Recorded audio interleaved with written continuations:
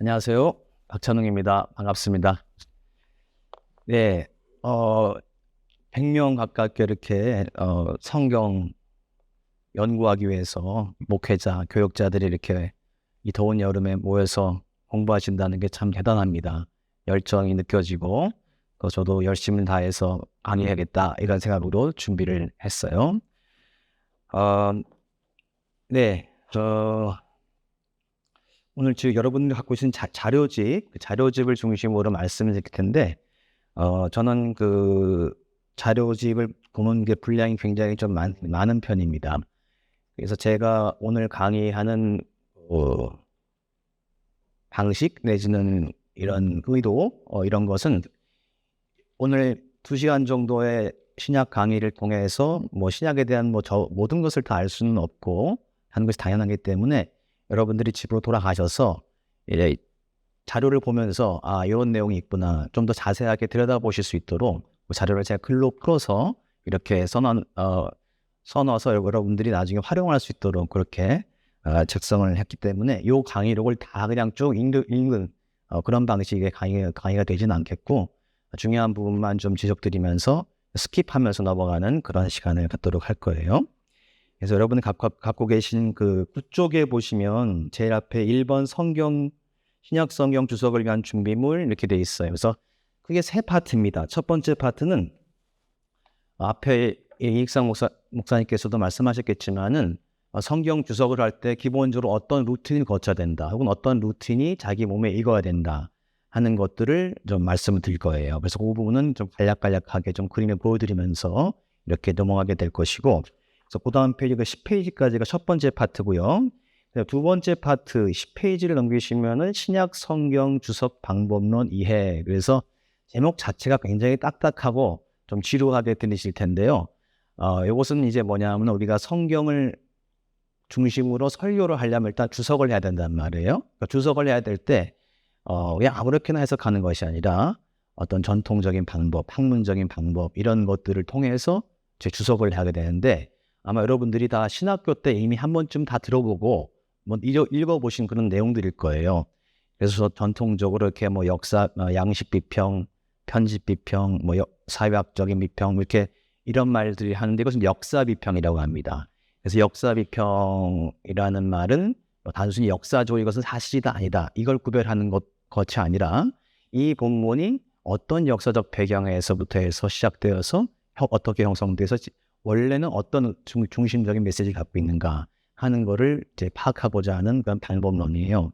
그래서 이것도 역시 아주 간략하게 제가 핵심적인 것들만 간단하게 말씀드리고 이것은 여러분들이 이제 제 간단한 설명을 듣고 난 다음에 돌아가셔서 이 부분을 한번 쭉 읽어보시면 양식 비평이라는 것은 어려운 건지 알았는데 별게 아니구나 쉽게 적용할 수 있구나 이렇게 여러분들이 느낌이 오실 수 있겠다라는 말씀을 드립니다. 그래서 쭉 넘어가서 그래서 그 방법론에 대한 얘기가 15쪽까지 쭉 이어지고요. 그 다음에 15쪽에 보면 3번 사례 분석 그래갖고 여기는 이제 성경을 실제로 법주석해서 설교로 어떻게 적용하는 그런 과정을 제가 써놨는데 사실은 원고를 한번 쭉 읽어보신 분도 있으시겠지만은 읽어보면 굉장히 난해하고 설교 시간에 이렇게 복잡한 얘기를 해도 과연 되는 것인가 이런 의문점이 드실 수도 있을 거예요. 그래서 저는 여러분들이 미리 결론적인 얘기를 이제 말씀을 드리면은 앞에서도 구약 강의에서도 말씀하셨던 것 같은데 이제 목회자는 공부를 아주 많이 해야 돼요. 공부를 아주 많이 하고 글을 많이 읽고 생각도 많이 해야 돼요. 그러니까 생각만 많이 하면 안 되고 책을 많이 봐야 돼요. 공부를 많이 해야 된다는 것입니다. 그런데 공부를 많이 한 것을 주일날 강대상에 와서 교인들 앞에 드러내놓으면 안 되는 거예요. 설교 시간에는 아주 쉬운 언어로 교인들에게 메시지를 전하되 그 설교 본문을 중심으로 자기가 준비한 성경에 대한 해석, 메시지를 끄집어내기 위한 주석이 정확한 방법과 정확한 절차에 거쳐서 자기가 공부를 한 다음에 그걸 아주 쉽게 소화해서 성도들에게 전달하는 과정을 거쳐야 된다. 그래서 그런 의도에서 제가 복잡하게 써놓은 것입니다. 그래서 이 사례 분석에 있는 제가 있는 두 가지 케이스, 마가복음 8장과 빌립보서 2장을 써놨는데 이걸 그대로 가서 설교 시간에 설교하시면 됩니다 하는 그런 얘기는 아니고 이런 걸 목회자가 이런 걸 통해서 본문을 자세하게 들여다보면서 자기가 본문에 대해서 새롭게 깨닫기도 하고 또 미처 모르고 지나갔던 것들을 파악하기도 하고 이런 과정을 거치면서 설교 준비를 하면서 공부하는 즐거움, 또 성경 말씀, 하나님 말씀을 더 깊이 깨달아가는 기쁨, 이런 것들을 이제 느끼시라는 어떤 그런 의도에서 사례 분석 부분을 다루게 된 것입니다.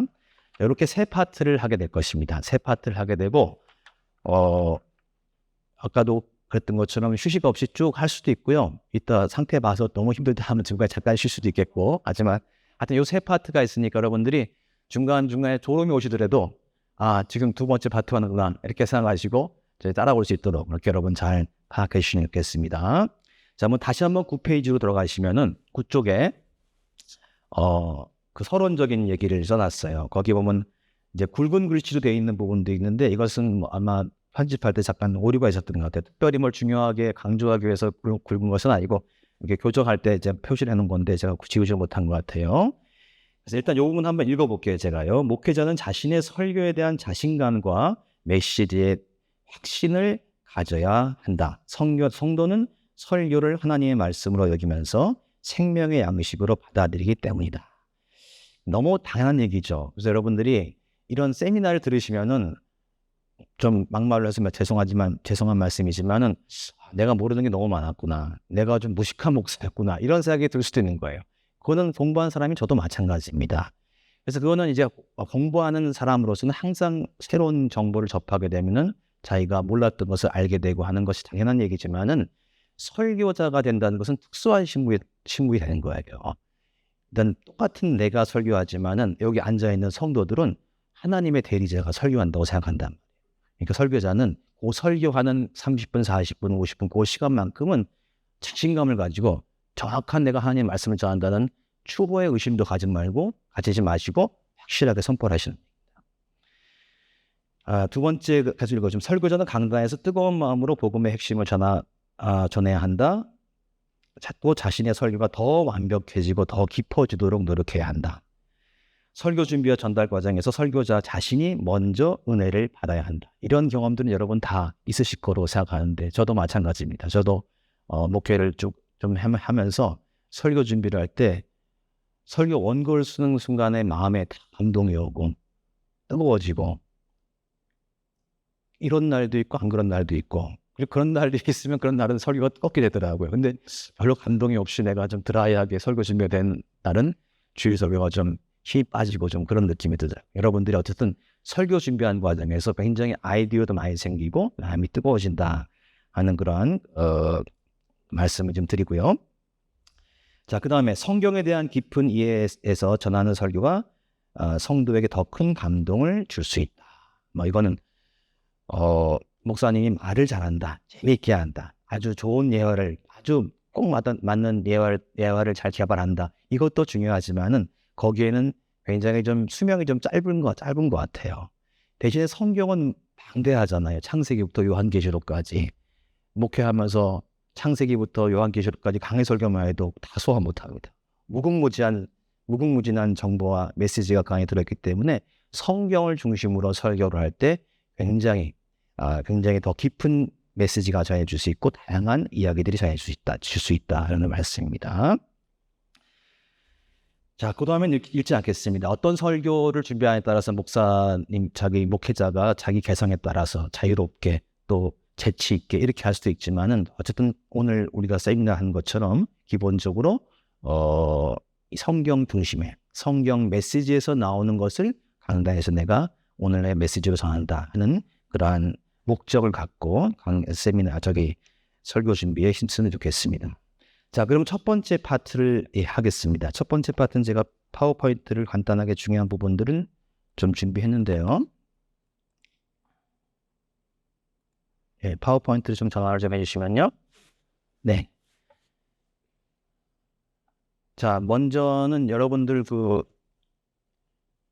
식사 후에서 좀 졸리시고 하실 테니까 요걸 한번 카메라로 한번 찍어 보시면 이렇게 이런 거 제가 처음 해봤는데 이거 QR코드 만드는 거 어렵지 않더라고요. 거기 네이버 QR코드 만들기 이렇게 하면 금방 나오더라고요.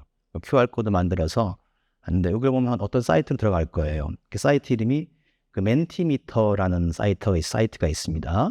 목사님들 아시는 분도 있으시겠지만은 처음 보신 분들은 잘 메모해 뒀다가 활용하시면 좋아요. 성경 공부 인도하시거나 할 때 이제 이 청중들이 개인적으로 질문을 손들고 할 수도 있지만 그러면 좀 중구난방이 될 수도 있고 하니까 글로 써서 질문을 올릴 수 있는 거예요. 그러면 그 글이 이따 보여드릴 텐데 자기가 쓴 글이 올라와요. 질문이. 그러니까 질문을 올리실 수 있습니다. 그러니까 여러분들이 좀 졸린다, 또 좀 잘 이해가 안 간다 하는 부분이 있으면은 거기다 글을 써서 이제 올리시면 저에게 질문이 들어올 수 있습니다.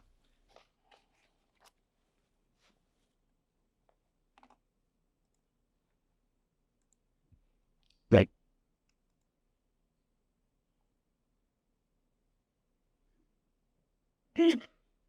자, 이렇게 해서 지금 제가 여기다가 이곳에 올릴 질문할 내용을 올려주세요. 어젯밤에 써놨는데 여기다 글을 쓰시면 이렇게 글이 올라올 거예요. 그래서 여러분들 질문할 내용이 있으면은 이제 올려주시고 하면 제가 이따가 중간중간에 이제 여러분들의 궁금한 거 이런 것들을 이제 답변할 수 있도록 그렇게 해보겠습니다. 감사합니다. 벌써 누가 올리셨네요. 한 가지 주의하실 점은 익명인 익명인데 누가 썼는지 몰라요. 근데 한 번 쓰면 지울 수 없다는 거. 그러니까 너무 좀 곤란한 질문이나 뭐 이런 것들은 좀 하지 마시고 오늘 세미나의 주제 신약 성경과 관련된 그런 질문, 궁금증 이런 것들이 있으면 올리시면 이따가 제가 말씀을 드릴게요. 혹시 QR코드 접속이 안 되시는 분은 여기 보면 그 멘티미터라고 치시면 거기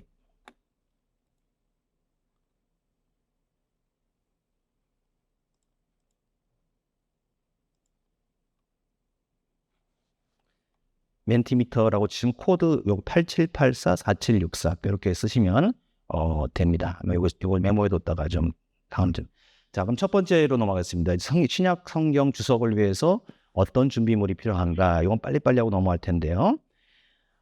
일단 뭐 신약 성서 본문 이렇게 써 있고 여기 뭐 본문 비평 장치 보함이다. 이건 뭐 해주는 건 아닌데 뭐냐면 성경의 원문이 없으니까 그 원문을 밝히기 위해서 여러 가지 각주를 달아놓은 거 이따 보여드리겠지만은 그 각주가 있는 것들이 원래 오리지널하게 필요한 거다. 그래서 요것들은 상식적으로만 좀 알아두세요. 전 세계적으로 가장 권위 있는 헬라어 성경이 네슬 알란드의 28판 이런 책이 있습니다. 그래서 이런 모양의 이런 헬라어 성경이 있다. 자, 그 다음에 우리말로 번역된 성경은 기본적으로 한국교회가 공식적으로 쓰고 있는 개역개정, 새번역, 공동번역, 개정판 이런 것들 이제 함께 이제 많이 쓰면 좋겠다. 그래서 여러분들이 설교할 때 이렇게 하시는 분도 있지만은 주로 개역개정으로 설교를 하지만은 어떤 본문은 그 개역개정의 어떤 그 말씀이 잘 이해가 안 되는 부분이 있어요. 그럴 땐 새번역 성경을 보시면 되고 또는 공동번역 개정판을 보셔도 되고 그 다음에 여기 빨간 글씨로 새한글 성경이다 이렇게 제가 써놨는데 요 새한글 성경은 아마 처음 들어보시는 분들이 꽤 있을 거예요. 상당히 재밌습니다. 그러니까 대한성서공회에서 나온 것, 가장 최근에 나온 것인데, 물론 이제 성경 번역본이 여러 가지 종류가 있어요. 근데 뭐 현대의 성경도 있고 여러 가지 있지만은 그 대한성서공회, 이제 기존의 공인된 어떤 기관에서 인정된 그런 성경을 강단에서 사용하는 것이 좋다라는 말씀을 드리는데 그런 것 중에서 새한글 성경이라는 게 최근에 나왔어요. 그래서 여기 새한글 성경을 보면은 오늘 이따가도 볼 본문이지만은 그리고 그 글씨가 좀 너무 작아서 안 보일 수 있겠지만은 여기 보면은 2절을 보시면은 무리를 보니 내 가슴이 아프네요. 그들이 나와 함께 머무른 지 벌써 3일째 되었는데 그들에게 먹을 것이 없어서요. 이게 누구 말입니까? 예수님의 말씀. 예수님께서 사람들과 상대해서 말할 때 존댓말로 말씀하십니다.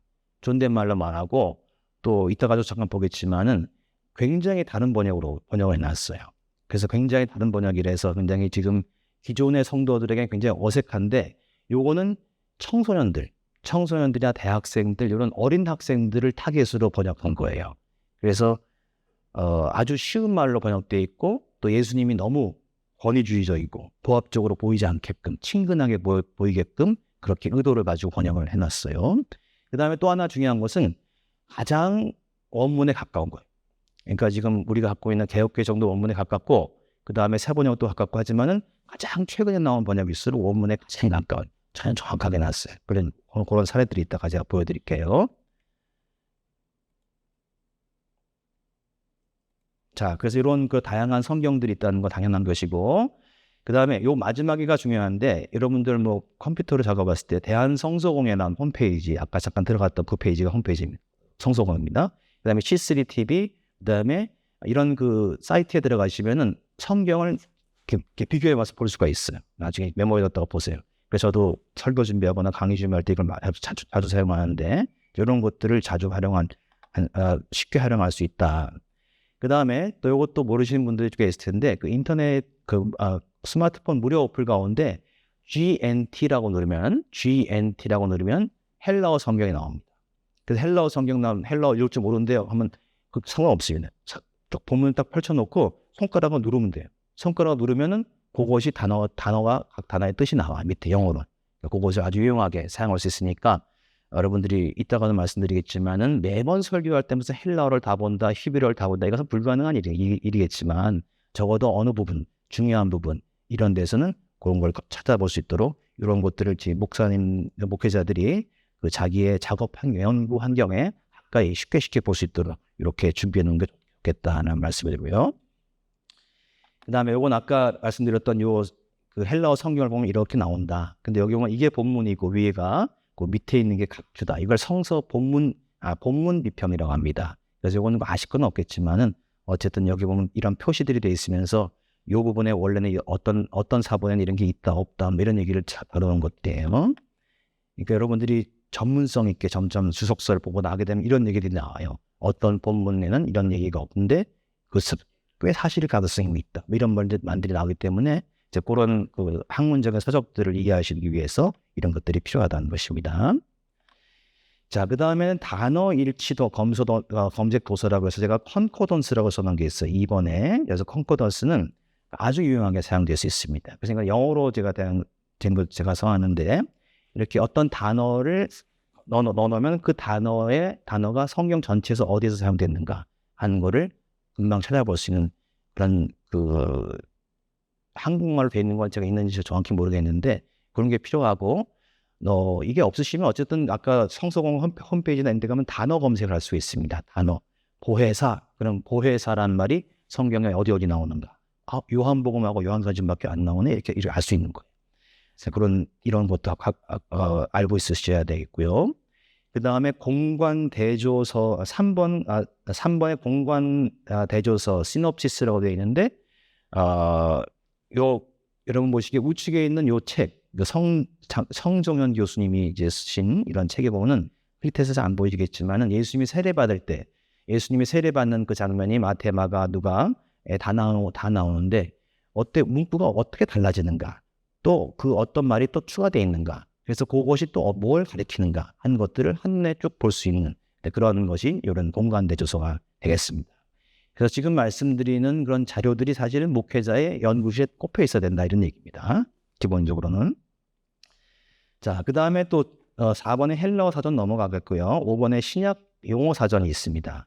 이걸 흔히 신약 사전이라고 하는데 이거는 굉장히 중요해요. 굉장히 중요해서 전 세계적으로 제일 널리 보이는 게 지금 여기 TDNT라고 제가 영어로 써놨는데 이제 그걸 보면 이제 헬라어로 이렇게 뭐 페이라오 이렇게 하면 이 시험하다 이런 뜻이에요. 여기에 대해서 여기 조그만 글씨로 되어 있는데 원래 이 말이 어디에 언제부터 쓰이기 시작했는가 또 일반 언어로 쓰였는가 안 쓰였는가 또 일반 언어로 쓰일 때와 또 성경에 쓰일 때가 어떻게 다른가 또 구약에는 또 어떻게 쓰였는가 이렇게 세하게 정말 정밀한 얘기를 들려주는 거예요.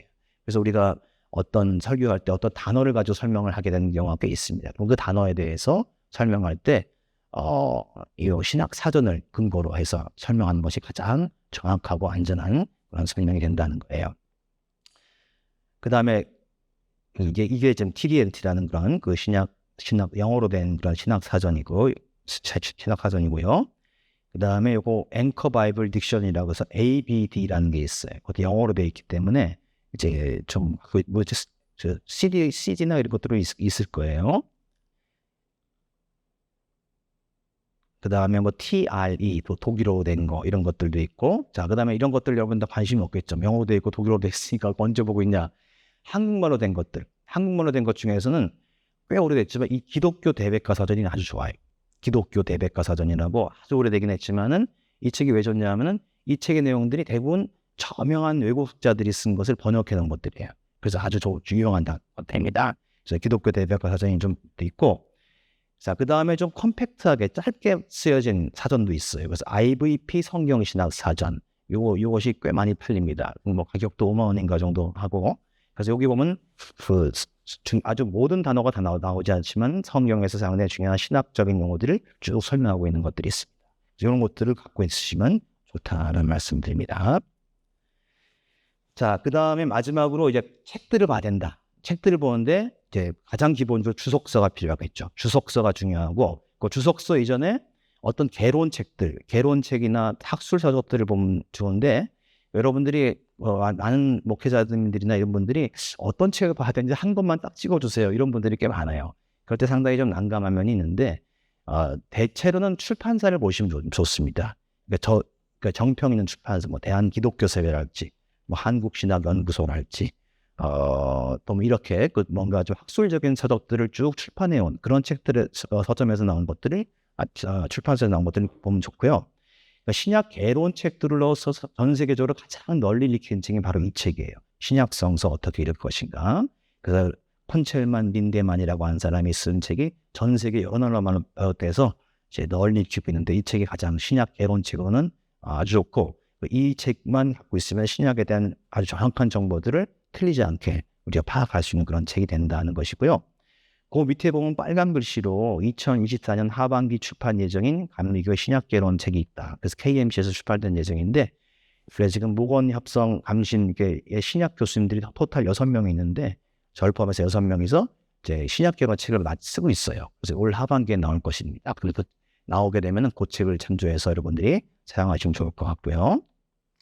그 다음에 주석서입니다. 주석서는 이제 영어로 된 것들, 뭐 독일어로 된 것들, 아주 권위 있는 것들이 많은데, 우리말로 된 것들 중에서 여러분들이 그 목회자용 주석서도 있고 또 학문적인 주석서도 있는데, 이걸 두 개 다 봐도 좋으시지만요, 기본적으로 학문적인 주석서는 꼭 보는 게 좋아요. 그러니까 목회자용 주석서를 보더라도 병행해서 보는 게 아주 중요합니다.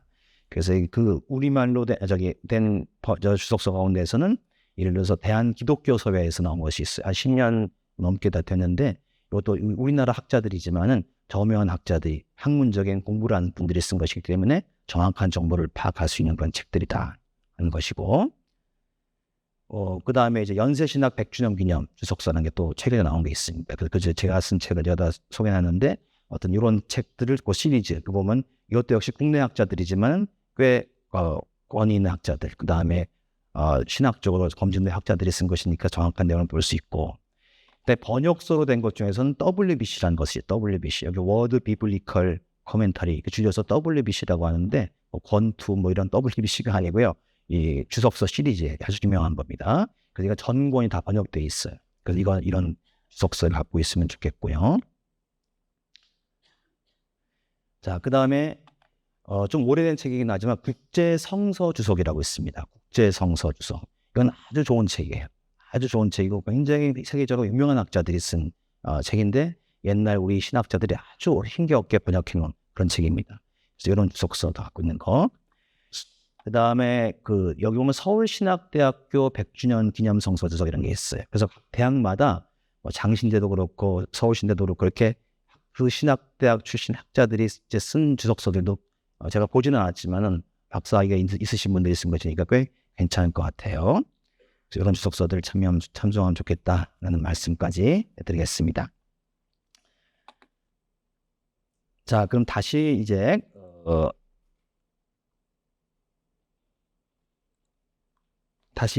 자료로 돌아가셔서요, 10페이지 신약 성경 주석 방법론 이해, 그렇게 해서 지금 아까 말씀드린 것처럼 이 양식 비평, 편집 비평, 사회학적 비평에 대해서 제가 길게 쭉 써하는데요.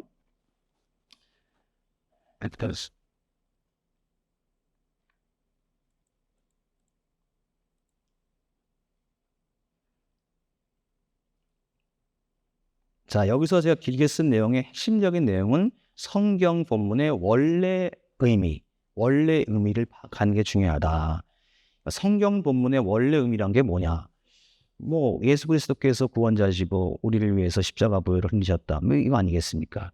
물론 맞는 말이죠. 하지만 성경 본문은 굉장히 많단 말이에요. 길고 많은데 그 본문을 선택해서 우리가 설교할 때 그 본문이 갖고 있는 의미를 정확하게 주석해내는 게 쉽지 않다는 얘기예요.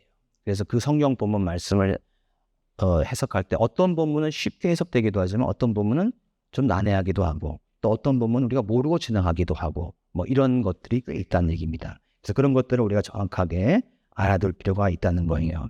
그래서 10페이지 그 중간 정도 서론의 첫 번째 문단에 보시면 그 네 번째 줄, 다섯 번째 줄에 영어로 주석과 해석 이렇게 써놨습니다. 제가 주석이라고 할 때는 영어로 엑세게시스, 뭐 발음은 영어 다른데 또 엑세게시스라고 써 있는데 이거 주석은 파헤친다는 거예요. 파고든다는 얘기예요. 원래 의미를 파고든다는 뜻이고 hermeneutics란 말은 해석이란 말은 전달한다는 거예요. 그래서 이것을 어려운 얘기를 쉽게 전달해 준다라는 그 그리스 로마 신화에 나오는 헤르메스라는 신에서 나오는 그런 단어가 되겠습니다. 자, 어쨌든 우리가 설교 강단에서는 쉽게 전달될 수 있는 말씀으로 전달을 할 수 있겠지만은 우리 목회자들이 본문을 연구하고 그 설교를 위해서 공부할 때는 원래 의미를 잘 파악하는 그런 훈련을 해야 된다. 책을 봐야 된다 하는 그런 내용입니다. 그래서 두 번째 문단에 보면 우리가 아주 유명한 얘기죠. 누구든지 너로 억지로 오리를 가게 하거든 그 사람과 심리를 동행하라 하는 그런 예수님 말씀이 있어요. 그럼 우리가 이 말씀을 그냥 쉽게 우리가 이해도 충분할 수도 있습니다. 예수님께서 누군가 나에게 도움을 청하면은 도움을 청했던 것보다 더 배로 해줘라. 많이 베풀어줘라. 자선을 많이 베풀어라. 이런 말씀으로도 이해될 수는 있어요. 근데 여기 제가 쓴 것처럼 원래 이 말씀에는 오리로 돼 있다는 것은 오리는 우리식의 표현이죠. 그럼 오리를 찾아보면 성경 원문에는 1마일로 돼 있습니다. 1마일. 이 마일이란 말을 헬라어로 하면 밀레가 돼요. 밀레. 그래서 1마일이 지금 1.5km 좀 못 되는 그런 거리였는데 누가 1마일을 가자고 해주면 그 다음에 2마일을 가져라 이렇게 돼 있어요. 그럼 누가랑 도대체 뭔가 누가 그렇게 나를 1마일 가자고 하지? 이런 의문점이 줄 수 있단 말이에요. 그때 여기 보면 아까 여기다 쓴 것처럼 억지로 가게 하다라는 말이 있어요. 이것을 헬라어로 찾으면 앙가류라는 말이 나와요. 자, 그래서 41절에 여기 보이시는 41절의 말씀은 어떤 맥락에서는 어떤 상황에서 주어진 말씀이냐 했을 때 억지로 사람을 1마일을 가게 하는 그러한 어떤 행동, 어떤 사건은 로마 군대에서 있었던 일입니다. 로마 군대가 전 세계를 정복하고 다니면서 물자를 이동시키고 이런 여러 가지를 무기를 이동시키고 할 땐 어쩔 수 없이 양민들을 강제 부역을 시킬 수밖에 없어요. 그런데 로마는 굉장히 인권을 중요시한다라는 그러한 자부심을 가진 나라였단 말이에요. 그러니까 이 사람들은 아무런 양민들을 마음대로 부려먹을 수 있는 게 아니라 딱 1마일까지만 하게 한다. 그래서 1마일. 무거운 짐을 지고 30kg, 40kg 짐을 지게 해서 이 사람을 1마일을 가게 할 수 있는 거예요. 근데 1마일을 가게 되면 그 사람의 짐을 내려놓아야 돼요. 너무 힘드니까. 그래서 그 다음 사람을 시켜서 또 1마일 이동하고 이런 식으로 1마일. 자, 그래서 이렇게 41절 말씀을 로마 제국 군대가 전 세계를 다니면서 양민들에게 강제 노역을 시켰던 그런 일들을 배경으로 하고 있는 말씀이다라는 얘기입니다. 그래서 여기 앙가류어란 말은 일종의 전문적인 개념이에요. 근데 우리가 볼 때는 억지로 1마일을 가게 하면 이게 로마 군대를 금방 연상되지 않단 말이에요. 근데 이런 얘기들은 학문적인 주석서를 보면은 설명이 나온다는 얘기예요.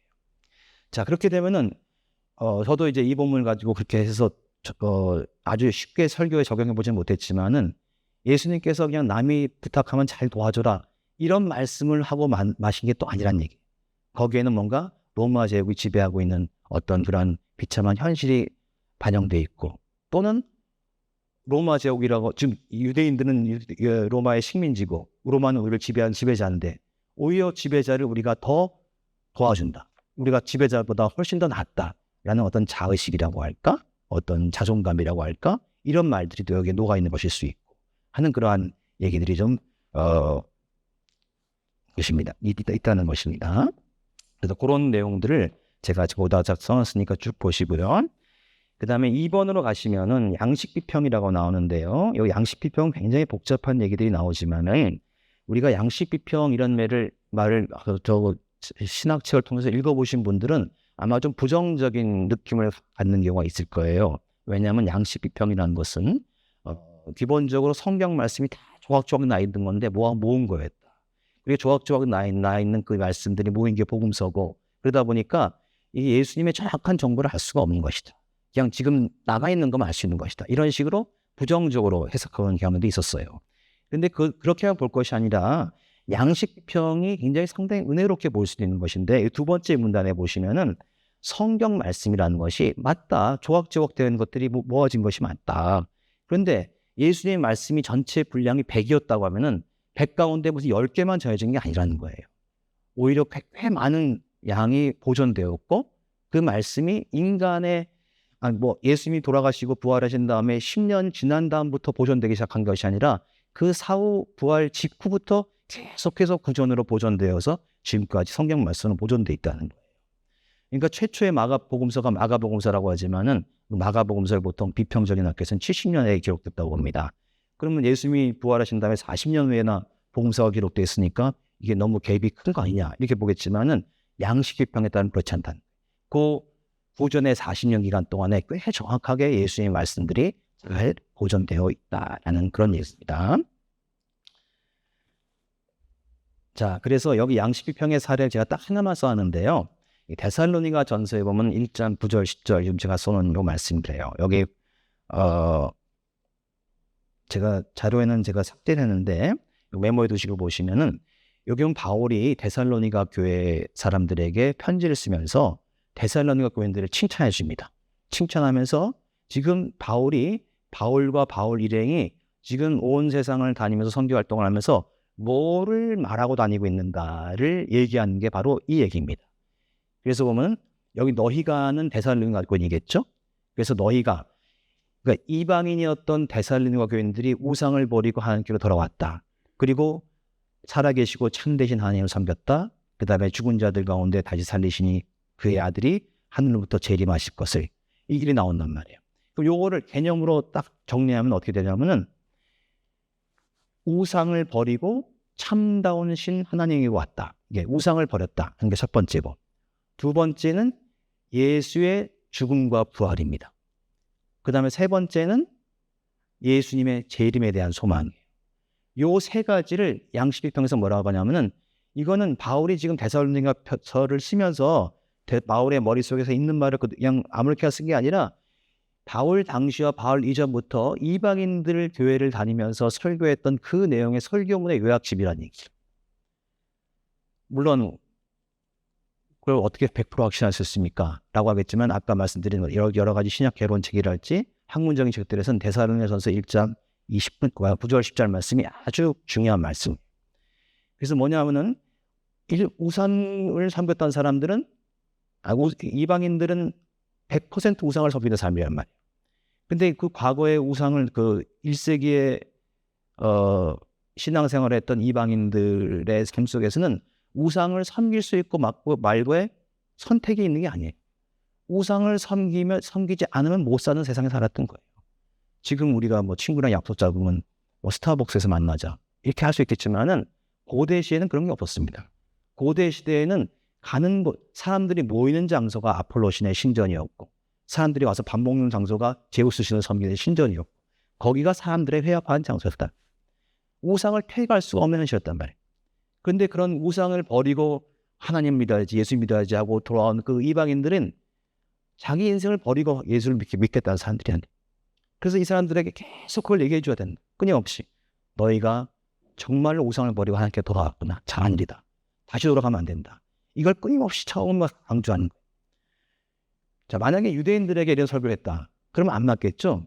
유대인들 너희는 과거에 우상을 섬기다 돌아왔구나. 말하지 않는다는 얘기예요. 그러니까 이것은 정확하게 이방인이라고 하는 그 당시에 특별한 상황에 있는 그런 사람들을 겨냥한 정확한 말씀. 그러니까 두 번째는 좀 신학적으로 좀 어려운데요. 신학적으로 볼 때 예수님께서 죽은 자 가운데서 부활했고 다 죽었고 부활했지. 당연한 말이지. 이렇게 알겠지만은 고대 시대는 이제 캐리그마라는 말 아시죠? 캐리그마. 아주 핵심적인 말씀의 메시지. 이 캐리그마는 물론 예수님의 부활과 죽음과 부활이 들어가죠. 근데 요 캐리그마에 또 뭐가 들어가냐면 예수님의 삶이 들어갑니다. 공생에서. 예수님이 어떤 삶을 사셨다. 예수님의 삶의 요약이 십자가 죽음 아니겠습니까? 이렇게 말할 수도 있어요. 하지만 십자가 죽음 이전에 예수님께서 병든 자를 고치시고 소외된 자들을 만나러 떠나시고 약자를 도우시고 하는 그 공생의 기간 동안에 활발하게 활동하셨던 그것이 있단 말이에요. 그런데 이방인들에게는 예수님이 살아생전에 귀신을 쫓았다. 예수님께서 병자를 고쳤다. 예수님께서 비유를 말씀하셨다. 이런 게 이방인들은 잘 이해가 안 되는 거예요. 평생 동안 우상에게 젖은 사람들이고 평생 동안 신앙의 얘기하면 들은 사람들이기 때문에 예수님이라고는 저 멀리 이스라엘 사람이 십자가에 죽어서 부활했는데 그 사람이 생전 이런 이게 와닿지가 않는 거예요. 그래서 이방인들에게는 핵심적인 메시지, 예수님이 십자가에서 죽고 부활하신 분이다 라는 것이 이방인의 전 이해, 이방인이 갖고 있던 어떤 머릿속에서는 딱 와닿는 말씀이었다. 우리가 이야기했던 그런 우상들의 이야기, 신화들의 이야기, 등장하는 신이 아니라 바로 예수라는 분이 참다운 신이구나 하고 믿게끔 했다니. 그래서 예수님의 재림과 그 다음에 재림도 마찬가지고 그 하늘로 올라가신 예수님께서 다시 내려올 것이다 하는 이것이 이방인들에게 안성맞춤의 설교였다는 거예요. 그렇게 해서 요 설교 말씀이 데살로니가서 말씀이 지금 우리에게도 오늘날 어떤 교인들 앞에서 설교할 것인가 했을 때 그 서인들에게 안성맞춤의 설교를 할 수 있게 하는 그런 좋은 사례가 된다 하는 거예요. 자, 반대 사례도 있어요. 대유대인 설교. 사도행전에 이게 여러 개 나오는데 사도행전에 베드로가 무슨 설교하고 막 이러잖아요. 근데 그 설교들을 학자들이 분석을 했어요. 그래서 어떤 거의 일치된 결론에 이르렀냐면은 이 사도행전의 설교도 역시 세 가지 패턴이 나온다. 그래서 유대인들을 향한 설교이기 때문에 유대인들은 예수님의 활동을 보거나 아니면 직접 들은 사람들, 그리고 평소에 예수님이 예언자와 같은 인물로 나타나셔서 물론 예언자를 넘어서신 분이었지만은 사람들에게 선포하시고 사람들의 병을 고치고 또 귀신 쫓고 뭐 이런 것들이 사람들에게 어느 정도 익숙한 거예요. 그래서 예수님이 여기 오는 이 베드로가 말할 때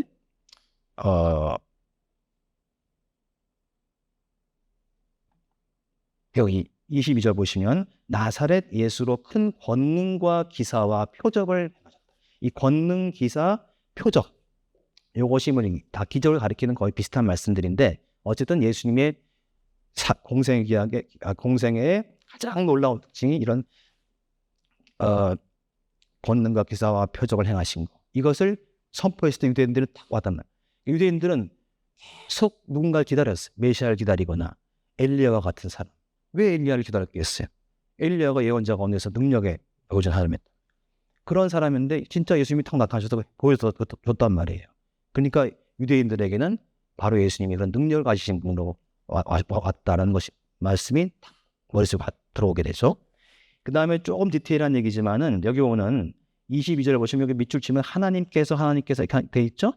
그래서 이렇게 유대인들에게 설교할 때는 아직까지 지금 예수님이 뭐 삼위일체 이런 교리가 안 잡혔을 때예요.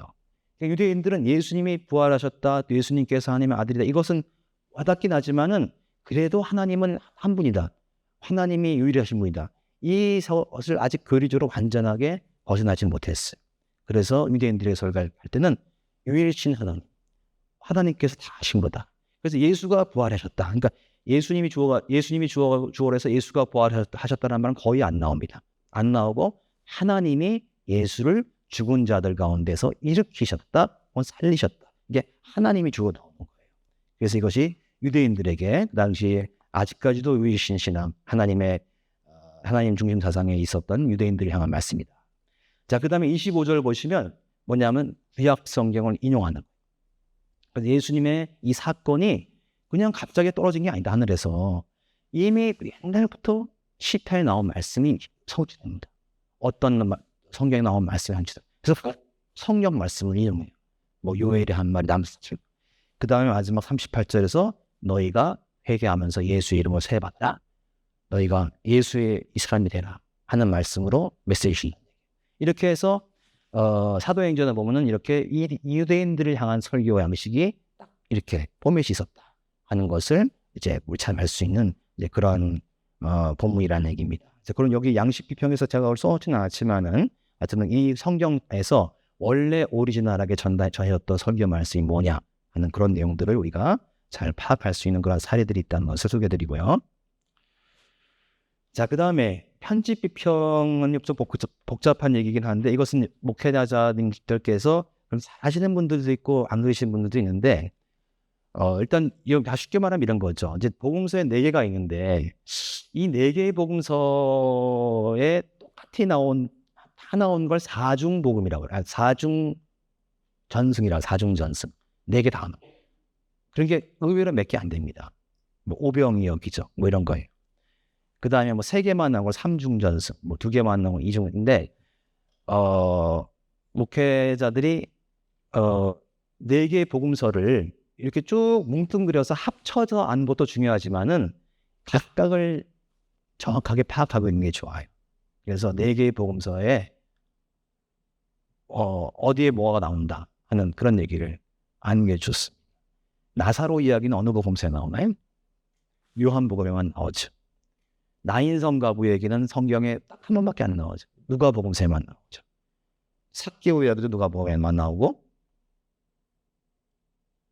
또 곡식과 과라지 이야기는 또 어디에만 나오고 마태복음에만 나오고 이런 식으로 어느 복음서에만 나온 이야기, 또 2개에 다 나온 이야기, 또 예수님께서 물리를 걸으신 이야기, 이거는 어느 딱 한 복음서에만 없어요. 누가복음에만 없습니다. 다른 복음서. 이런 것들을 정밀하게 잘 알고 있는 게 중요해요.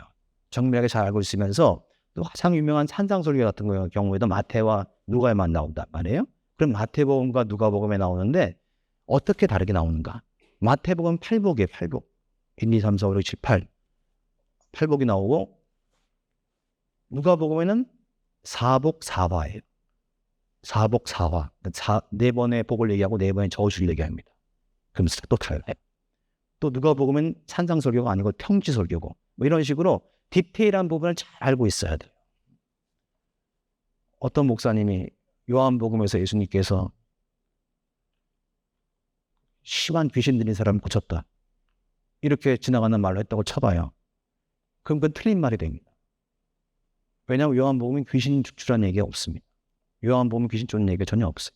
하여튼 이런 식으로 디테일한 부분들을 좀 잘 파악하고 있는 게 중요하다라는 얘기입니다. 자, 그래서 어렵다는 게 뭐냐면은 교인들에게 설교할 때 산상설교를 예수님께서 말씀하시는데 마태복음을 한다 그러면 8복으로 쭉 설명할 수 있는데 누가복음으로 한다 그러면 또 8복에는 없는 얘기들, 8복에 있는 얘기가 빠진 것들이 있단 말이에요.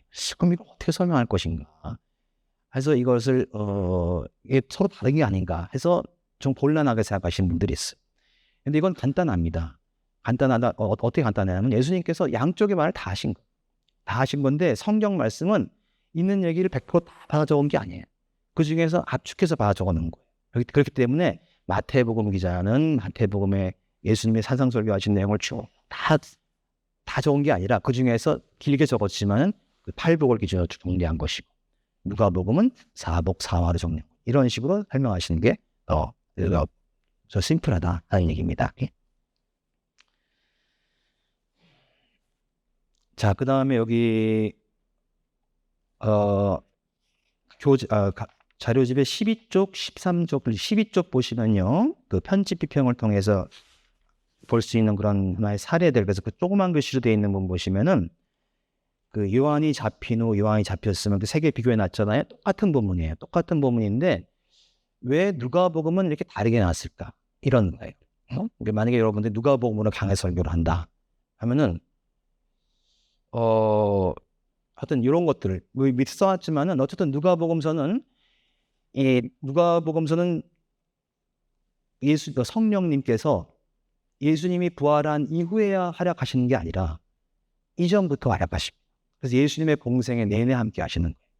다른 복음서들은 그걸 덜 강조해요. 하지만 누가복음서는 그걸 강조한단 말이에요. 그래서 이 성령의 활동을 강조한 것은 누가복음서가 참 잘하고 있습니다 하면서 이런 말씀들을 우리가 풀어낼 수 있다 하는 것이고,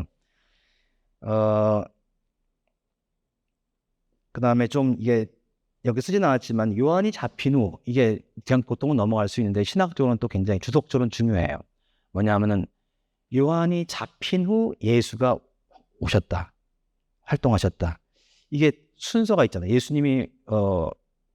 예수님의 공생애는 세례 요한이 공생애가 끝난 다음이다라는 얘기예요. 이게 굉장히 중요한 포인트예요. 그래서 초기 전승을 마가복음, 마태복음은 예수님을 세례 요한 다음에 등장하는 확실한 인물로 봤어요. 근데 누가복음 기자는 조금 그 주제를 조금 더 다른 방식으로 성령님의 더 활동으로 좀 해놨어요. 이게 좀 어려운 건데 뭐냐면 우리가 세례 요한 이야기가 나오면 사람들이 조금 당혹스러워도 하고 좀 설명을 잘 안 되는 부분들이 있어요. 뭐냐면은 세례 요한이 먼저 왔다. 먼저 온 사람이 더 중요한 것처럼 여겨진단 말이에요. 물론 세례 요한이 나보다 뒤에 오실 분이 더 큰일을 하실 분이다 이런 식으로 말씀을 했지만은 어쨌든 세례 요한을 예수님께서도 여자가 낳은 자 중에서 이 세례 요한보다 큰 사람이 없다고 말했고, 그러니까 이게 어떻게 된 거냐 이렇게 좀 어려워하시는 분들이 있는데 강의록에서 쓰지는 않았지만은 이제 성경은 예수님이 중심으로 쓰여 있지만은 이거를 좀 더 신학적으로 좀 포괄적으로 보면은 이 예수님과 세례 요한이 동시에 등장하는 마찬가지잖아요. 예수님이 세례 요한이 등장한 다음에 곧바로 예수님 맞잖아요. 근데 이건 이스라엘 역사에서 전무후무한 사건이에요. 뭐가 전무후무한 사건이냐? 이스라엘의 역사는 구약의 역사가 끝났죠? 그럼 구약의 역사가 끝나고는 예언자 시대가 끝나버렸어요. 예언자 시대가 끝났는데 사람들은 언젠간 예언자가 다시 오겠지. 언젠간 메시아가 다시 오겠지. 이런 소망을 갖고 있었어요. 유대인들에게.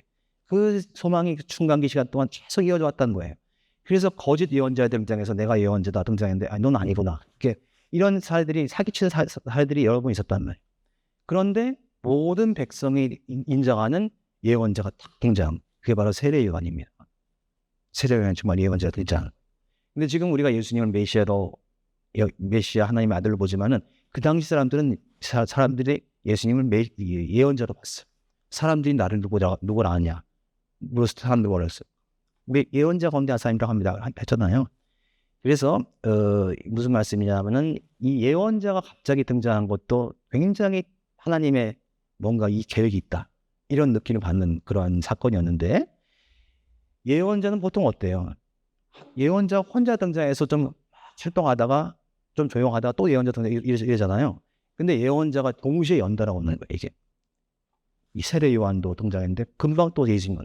근데 이 두 사람의 일이 겹치면 안 돼. 하나님이 한 번에 한 사람씩 오고. 그래서 과거에 없던 일이 벌어진 겁니다. 우리 하나님의 아들이 이 땅에 오신 것도 과거에 없던 일이지만은 유대인들의 평범한 비신앙적 관점에서 볼 때, 그러니까 예수를 안 믿는 관점에서 볼 때도 예언자가 동시에 두 명이 등장하는 게 놀라운 건가요? 그래서 바로 그 당시 사람들이나 또 예수님 자신도 그렇고 이것이 하나님의 일이다. 하나님 마지막 종말의 때를 준비하시니다. 이렇게 말한 거예요. 자, 그래서 요한이 잡힌 후에 예수께서 등장하셨다라는 요 말에 사실은 이런 굉장히 깊은 신학적인 어떤 배경이 있다는 것입니다.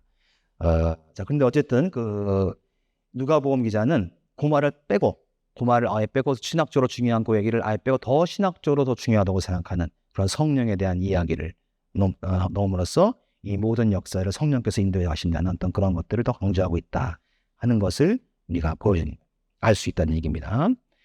그 다음에 13페이지 마태복음의 사례를 보시면 마태복음의 그 조금만 글씨로 된 것들을 보시면요. 여기도 이제 마태복음 밑에 거 이는 선지자 이사야를 통하여 이렇게 돼 있죠. 그래서 이렇게 마태복음 기자는 이는 무엇을 응하려 함이라 라는 말을 많이 하고 있어요. 그래서 마태복음 기자는 구약 성경 말씀의 성취라는 것으로 예수님의 사건을 해석하는 독특한 편집적인 특징이 있다 하는 것을 우리가 알고 있어야 된다는 얘기입니다. 그 다음에 거기 위에 보면은 그 밑줄 친 부분은 귀신이 자기를 알므로 그 말하는 것으로 가지 아니하니 요 부분을 이걸 소위 메시아 비밀이라고 하는데 요걸 빼버리고 대신에 이렇게 놓음으로써 마태복음 이런 그 편집을 볼 수 있다는 건데 어쨌든 마태복음을 가지고 이 본문을 가지고 설교할 때 이 설교자가 이걸 알고 있어야 된다는 얘기. 설교자가 꼭 설교 시간 요 멘트를 하지 않더라도 요 본문이 마가, 마태, 누가에 서로 조금씩 어떻게 다르다라는 것을 알면서 마태복음의 신학을 강조하면서 설교를 할 수 있는 어떤 그러한 기본적인 학문적인 훈련이 돼 있어야 된다 하는 그런 말씀을 드리기 위해서 썼고요.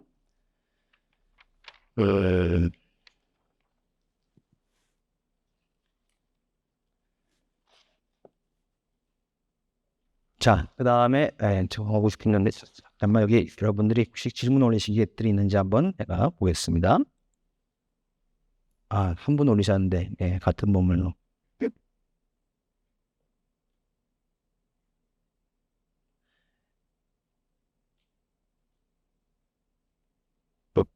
네, 잘하겠습니다. 조금 이따 제가 말씀을 드릴게요.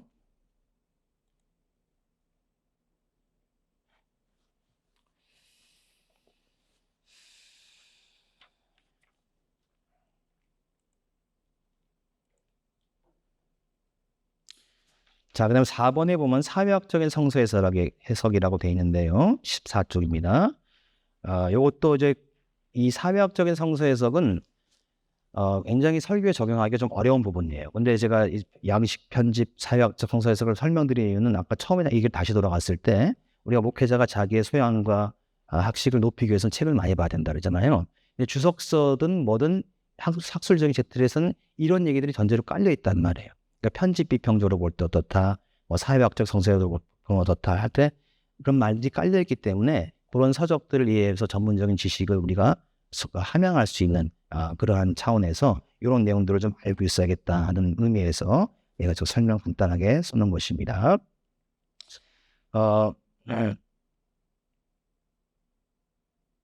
그래서 사회학적 성서에서 간단히 말하면 이 복음서를 쓴 사람이 한 사람이 아니라는 얘기예요. 그 여러 사람이 마음대로 썼다가 아니라 어떤 한 사람의 손에 의해서 주로 썼을 텐데 그 사람이 자기 혼자만의 생각을 쓴 게 아니라 자기가 다니던 교회 혹은 자기가 신앙생활을 했던 그 신앙 공동체 영역이 있단 말이에요. 그런 영역들이 함께 공유했던 생각, 함께 믿었던 어떤 신념 이런 것들을 그 본문 속에 반영하고 있을 것이다 라는 관점으로 쓴 거예요. 여기 분석하는 것을 사회학적인 성서 해석이다라는 얘기입니다.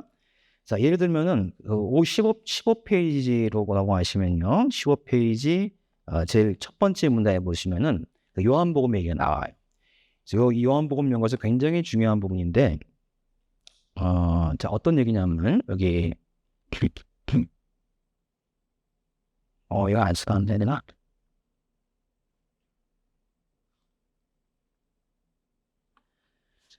자, 요한복음에는 출교란 말이 3번 나온다. 9장, 12장, 16장. 이게 헬라어는 아포시나고고스다. 이렇게 돼 있는데 이 출교란 말이 우리말은 출교로 돼 있지만은 성경 원문에는 회당 축출이라고 나와 있어요. 아포시나고고스가 회당으로부터 쫓아낸다라는 뜻이에요.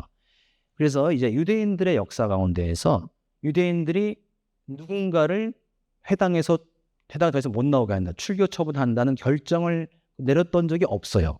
없는데 언제 그런 얘기가 처음 나오냐면 80년경, 90년경입니다.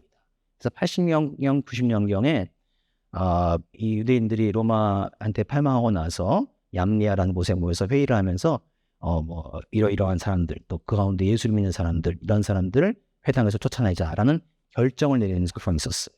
그것을 얌리아 회의라고 하는데 근데 지금 보면 이게 예수님 시대에 출교를 결정했다 하는 말이 좀 안 맞는단 말이에요. 그래서 요한복음을 연구할 때 이게 굉장히 중요한 포인트인데 요한복음서는 이 회당으로부터 사람들을 쫓아내는 출교하는 그런 그 조치, 이 조치 때문에 쫓겨난 사람들이 쫓겨나서 신앙생활 하던 사람들이 쓴 책이 요한복음서다. 그래서 그것을 요한복음서라고 한다. 뭐 이런 얘기입니다. 그래서 그거는 좀 설교할 때도 애매한 면이 있어요. 그러면 이것은 요한복음에 기록된 말씀은 예수님이 살아있는 동안의 사실적인 얘기가 아니라 이 복음서 기자가 기록하는 그 시점에서 자기가 경험한 이야기를 여기다가 투영한 것이냐 이런 좀 어려움들이 있어요. 그래서 이런 것들을 설교 시간에 얘기하는 것은 굉장히 곤란하고 또 교인들한테 굉장히 혼란만 줄 수 있기 때문에 요한복음서를 가지고 자기가 설교할 때는 이런 요한복음에서 아주 기본적으로 다룬 이런 이야기들에 대한 정보를 알고 있어야 된다는 얘기. 정보를 알고 있는 게 필요하다는 그러한 의미에서 제가 간단하게 소개를 드렸습니다. 자, 그럼 우리 지금 1시간 정도 지났는데요. 여기 질문 올라오시는 거에 대한 간단한 답변을 제가 드리고 조금 한 5분만 좀 쉬었으면 좋겠다고 생각이 드는데요. 자, 먼저 이 같은 본문을 주석서마다 다르게 해석한 경우 원문의 의미를 어떻게 파악할 수 있을까요? 맞아요. 이 질문하신 분은 혹시 부연 질문하실 계신가? 이 질문 올리신 분 중에서 이것을 정답은 있을 수 없어요. 어떤 주석서는 이렇게 해석하고 다르게 해석 충돌하는 부분이 있어요. 그러니까 주석서마다 충돌하는 부분들은 어쩔 수가 없는 거예요. 사람마다 해석이 다르기 때문에. 그래서 그래서 이제 충돌하는 이야기들은 대체로 좀 최신의 견해 이런 경우가 많고 대체는 학자들이 합의한 내용들이 주석서에 있고 그 주석서 내용 가운데 뭐 조금 몇 개 정도가 충돌이 되는 부분. 근데 그런 부분들은 보류해 놓는 게 좋겠죠.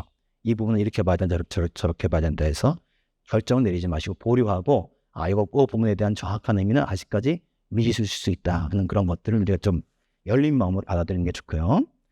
마태와 누가의 특수전승을 제외하고 마가에 등장하지 않는 예수의 어록집으로부터 출처가 있을 것이라는 그 자료는 서로 강조하기를 원하는 시대학적 반 일치한다.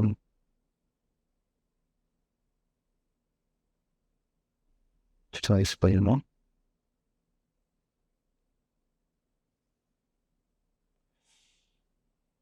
이게 무슨 말인지 정확하게.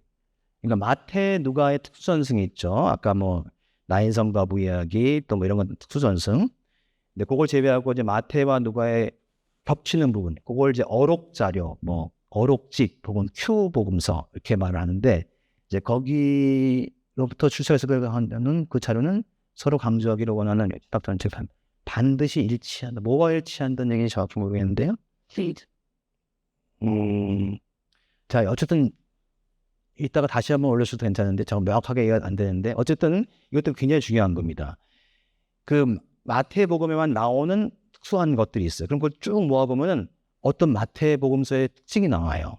누가복음도 마찬가지고 또 마가복음에만 나온 것들도 있어요. 그래서 그런 것들이 중요하고 그걸 파악하고 있는 게 중요하고 그다음에 큐복음서 마태와 누가 겹치는 부분들이 대충 어떤 스타일이 있다. 어떤 신학적인 논점들이 있다는 것을 파악하고 책을 읽는 게 중요하다. 그래서 이 파악하는 과정이 굉장히 긴 시간이 걸리고 굉장히 많은 독서가 필요한 것이 사실이죠. 그래서 그런 것들이 좀 스스로 부족하다 이렇게 느끼시는 분들은 그런 내용들을 좀 잘 파악하기 위해서 노력하실 필요가 있다는 얘기입니다. 자, 여기 보면 그래서 이 자료설 그런 거 알죠? 그래서 이 자료설 이런 것들도 인터넷 검색하시면 이거 그림 나옵니다. 구글 검색하면 이런 것들 나오니까 이렇게 보라색 건 마가복음에 나와 있는 내용이 마태, 누가의 뭐 절반 정도씩 이렇게 포함되어 있고 또 큐 아까 얘기했던 어록집에 나온 게 뭐 어떻게 포함되어 있고 이런 관계 이런 것들을 좀 검색해 보시면서 파악해 두시고 그 다음에 뭐 좀 더 복잡하게 뭐 이런 것도 있어요. 이제 이 세 복음서의 상관관계를 아주 복잡하게 정리해 놓은 것들이 또 이렇게 이 자료가 있으니까 이것들을 사진 찍어 놓으셨다가 찾아보시면 좋겠습니다. 다시 말하지만 이런 내용들을 설교 시간에 절대 언급해서는 안 된다. 편집 비평이 어떻다. 뭐 이 자료설이 어떻다. 이게 절대 언급해서는 안 되고 목회자가 그걸 잘 숙지하고 이제 설교를 좀 잘 하시라 이런 말씀을 다시 한번 드립니다. 자, 지금 그 15페이지 이제 세 번째는 지금부터는 조금 덜 줄여가겠습니다. 사실 이분이 하이라이팅이긴 한데 오늘따라 저 강의 잘 안 되네요. 자, 사례 분석을 하는데요. 두 개입니다. 마가복음의 벳세다 소경 이야기는 마가복음에만 나온 이야기예요. 이걸 마가의 특수전승이라고 보통 학문적인 책으로 나오게. 마가복음 8장의 벳세다 소경 이야기는 특수전승에 속한다. 이런 말이 나온단 말이에요. 그렇죠. 그런 말이 나올 때 잘 파악을 잘 쉽게 이해하시는 게 중요하다는 얘기고요. 자, 그러면 우리가 그 본문을 같이 설교한다 했을 때 또 예수님께서 또 고치셨네? 또 병자 고치셨네? 뭐 이런 거로 하면 또 할 말이 없단 말이에요. 보십시오. 예수님께서 능력 있으십니다. 안수하시니까 탁 났습니다. 이거 말고 여러분도 기도하십시오. 물론 이것도 중요하지만은 20-30분 동안의 설교 시간 동안에 그거를 잘 풀어서 설교할 때 오늘 내가 뭐 들었나? 지난 한 달 전에 했던 장님 눈뜨는 얘기랑 비슷한 얘기 하네. 뭐 이렇게 또 될 수도 있단 말이에요. 그래서 교인들이 들을 때 그 본문에는 요한복음 9장에 나오는 그 장님 눈뜬 이야기는 또 길게 나오면서 또 거기에 어떤 포인트가 있다. 이것도 파악하고 우리 목사님 설명을 들으니까 벳세다 소경 이야기는 단순히 눈뜬 이야기만이 아니라 더 심한 의미가 있구나. 성경 말씀이 나에게 이런 거 알려주는구나 라고 교인들이 좀 느끼게끔 만드는 거. 교인들도 설교를 들으면서 성경 공부가 된다 하는 느낌이 들 수 있게끔 설교자가 성경 연구를 좀 많이 해야 된다는 얘기입니다. 자, 그런데 이 본문이 매우 중요한 단락이다 이렇게 써놨죠. 자, 그다음 밑에 마가복음의 전체 구조라고 제가 ABC 써놨어요. 그래서 여러분들이 마가복음을 설교한다 했을 때 마가복음의 전체 구조가 머릿속에 딱 있어야 돼요. 그래서 마가복음은 세 덩어리입니다. 세 덩어리. 그래서 8장 27절까지가 거기 여기 써 있죠. 26절까지 거기에 앞에. 그다음에 이건 뭐냐? 갈릴리 주. 갈릴리에서 활동하는 거예요. 그다음에 갈릴리에서부터 예루살렘으로 가는 여정, 길. 그것이 이제 10장까지예요.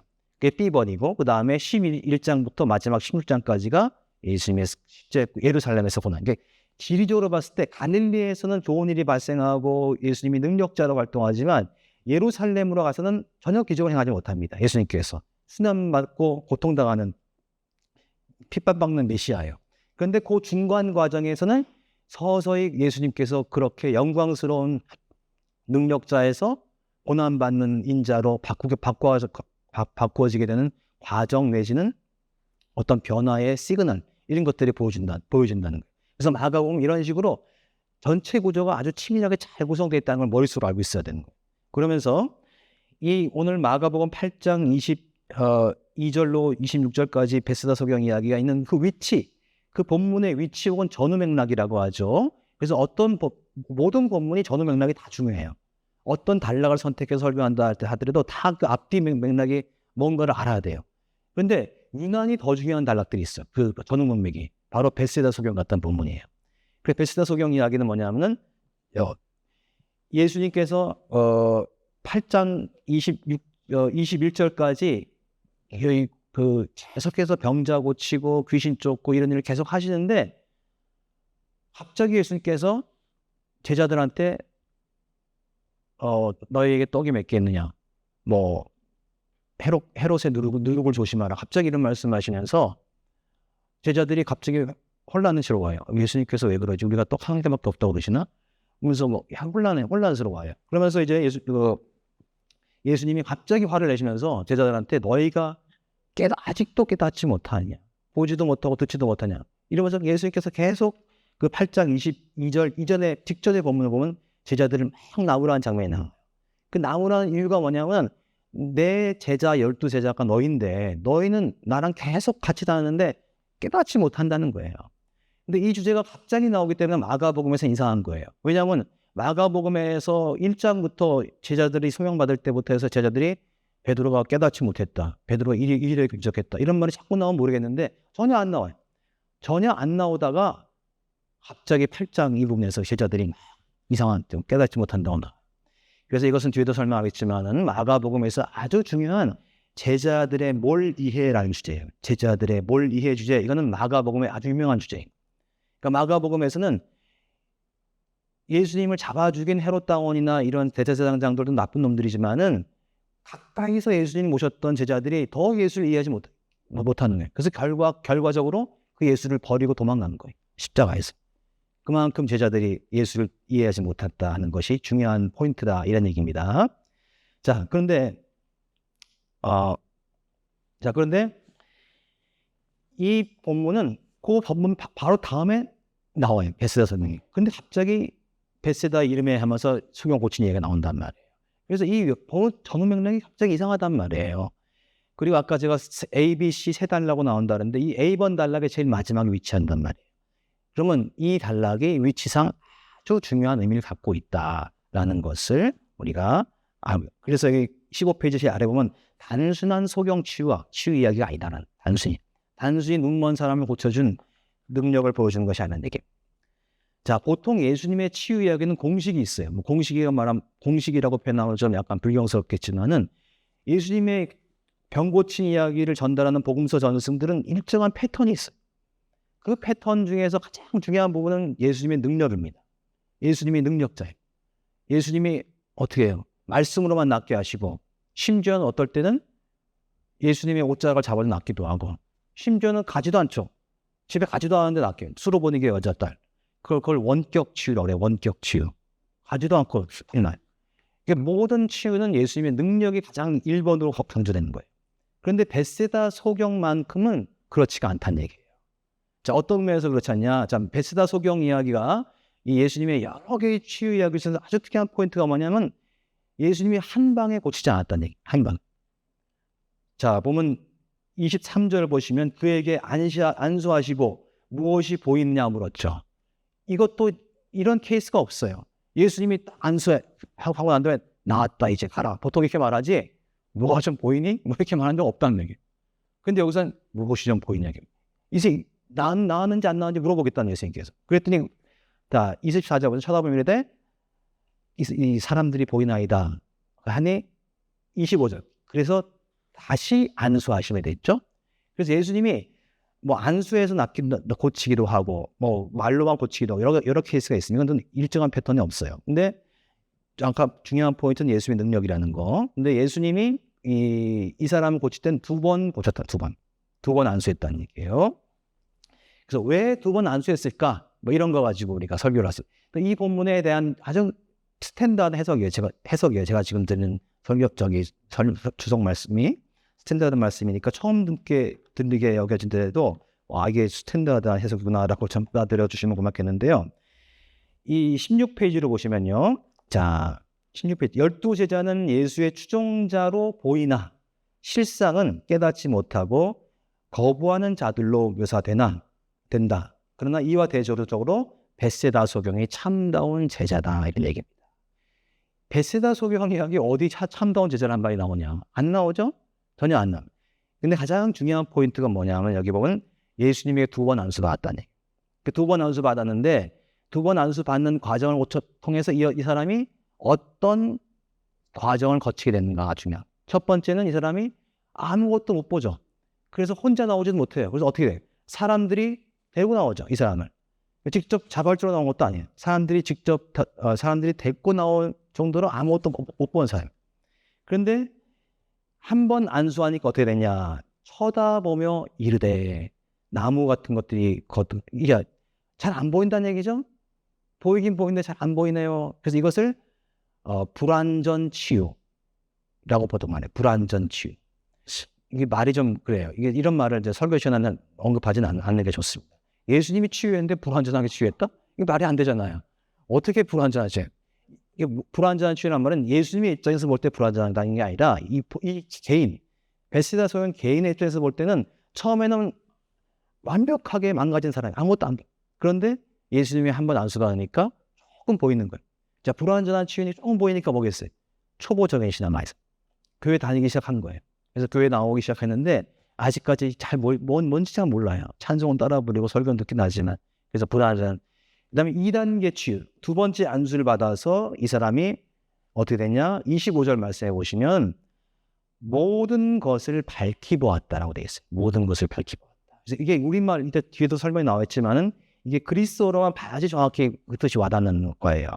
그래서 이 본문에는 이 본다라는 동사가 여러 번 쓰이는데 이 본다에 여러 가지 파생된 말들이 있어요.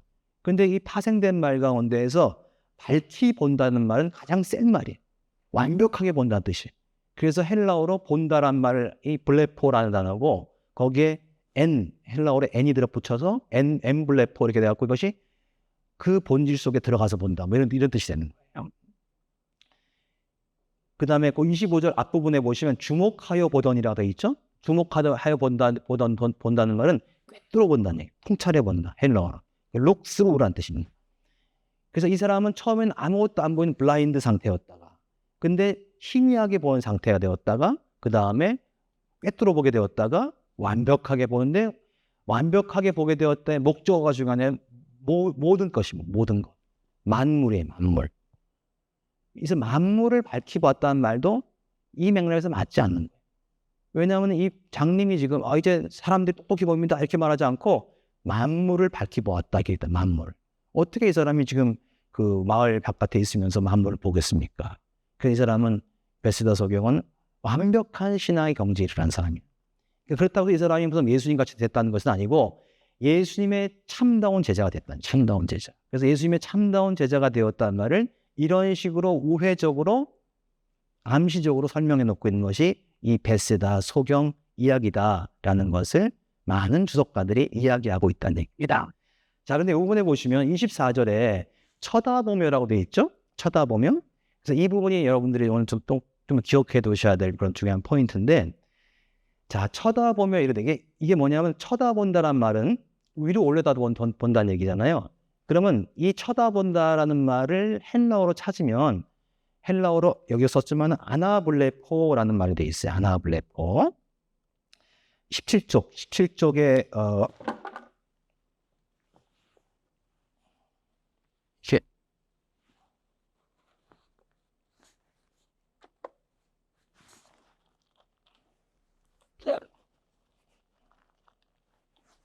그냥 꼬면 돼.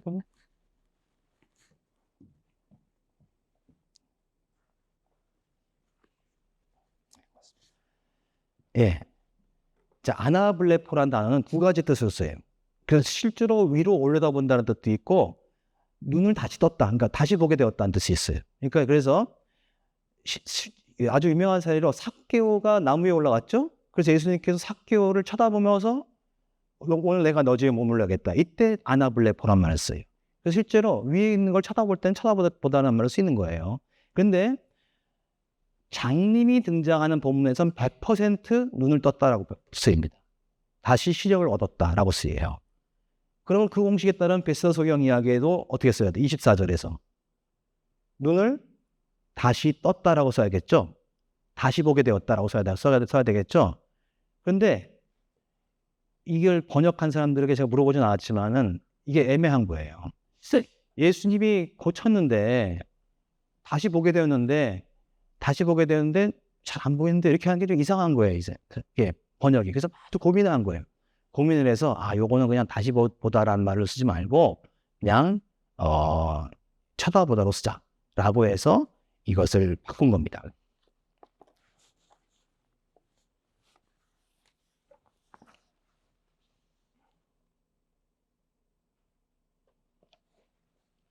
자, 이렇게 여기 보세요. 자, 여기 보시면 자, 아까 보였던 새한글 성경으로 잘 안 보이실 텐데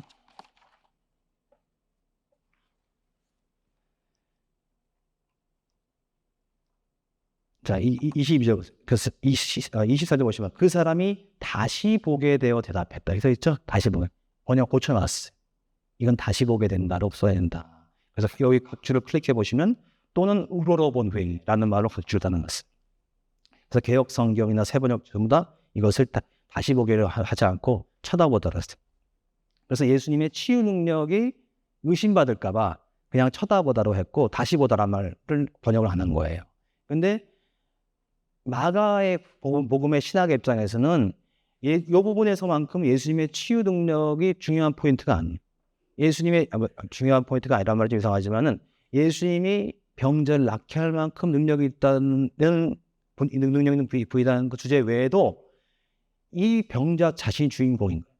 이 주인공인 사람이 아무것도 모르는 무식한 사람이었다가 한 번 처음으로 신앙을 갖게 되는데 이 사람이 그렇다고 해서 한 번에 다 완벽한 신앙 경지는 게 아니에요.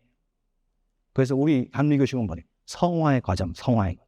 물론 이 짧은 단계지만 성화의 과정을 거쳐서 더 온전한 신앙으로 발전하는 모습으로 돼 있는 거예요. 자, 이거 본문 새한글 성경을 보면 예수님 일행이 벳세다로 간다. 사람들이 시각장애인을 예수님께 데려와서 그를 어루만져갈 사정을 한다.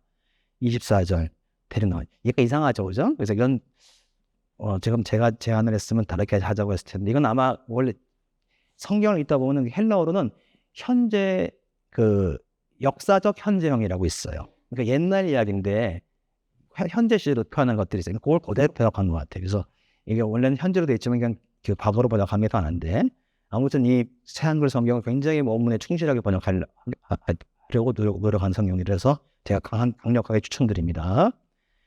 그러자 예수님 시각장애인, 장님이란 빼버렸죠. 시각장애인이란 말로 이렇게 바꿨고 손을 잡고 마을 밖으로 데려나가셨다. 요 종목 요거 보세요. 마을 밖으로 데려나가셨다. 지금 성경을 볼 때 최대한 본문에 따라서는 현미경을 드려야 돼요. 현미경. 그냥 스킵하지 말고. 그러니까 스킵해야 될 경우도 있지만 이렇게 뭔가 고도의 압축성이 있거나 고도의 이 암시 내지는 이런 것이 있는 부분은 현미경을 들여다.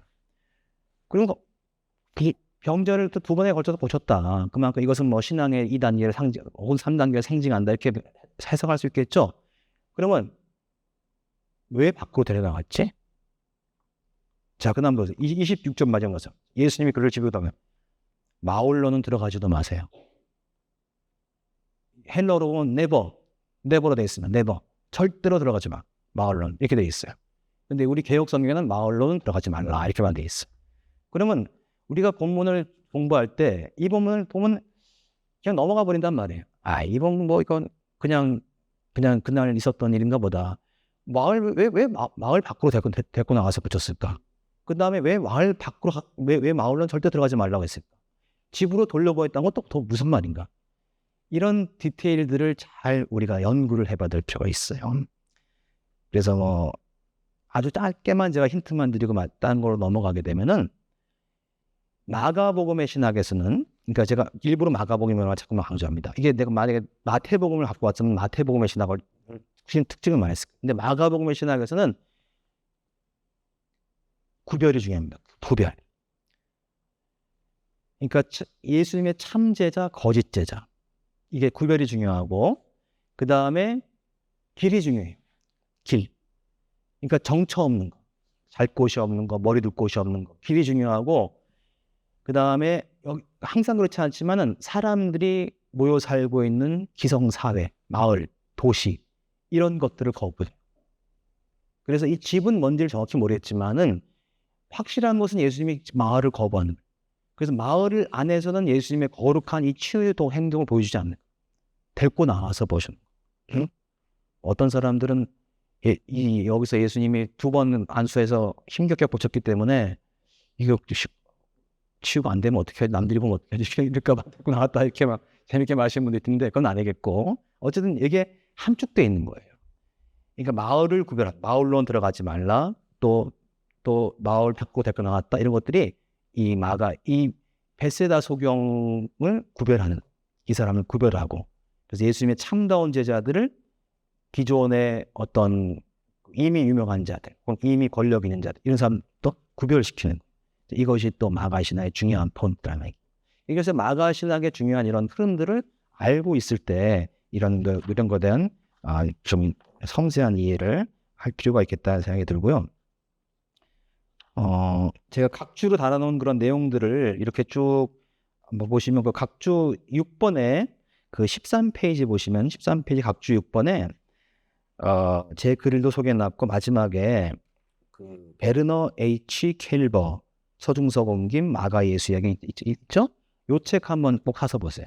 분량도 길지 않습니다. 읽어보신 분도 있을 건데 뭐 최근에 새로 번역되어 나온 것도 있고 지금 제가 설명드린 요 이야기가 요 책에 거의 그대로 들어있어요.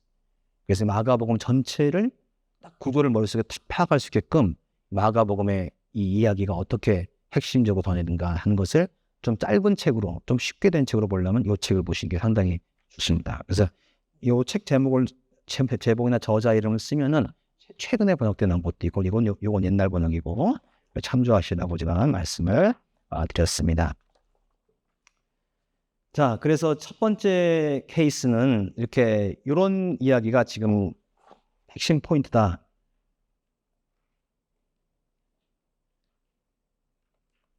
라는 것을 말씀드리고, 나머지 부분들은 좀 여러분 읽어보시면 되겠는데, 여기 18페이지로 넘어가시면요. 18페이지 넘어가시면은, 마지막 그 두 번째 문단, 세 번째 문단을 보시면은, 거기도 간단하게 이제 요약해서 말하면은, 어쨌든 유명했던 제자들은 요 문단에서 본 내용은, 어쨌든 우리 신앙인들이 본래는 아무것도 아닌 존재였다. 아무것도 볼 줄도 모르고 깨닫지도 못하고 이해하지도 못하는 존재다.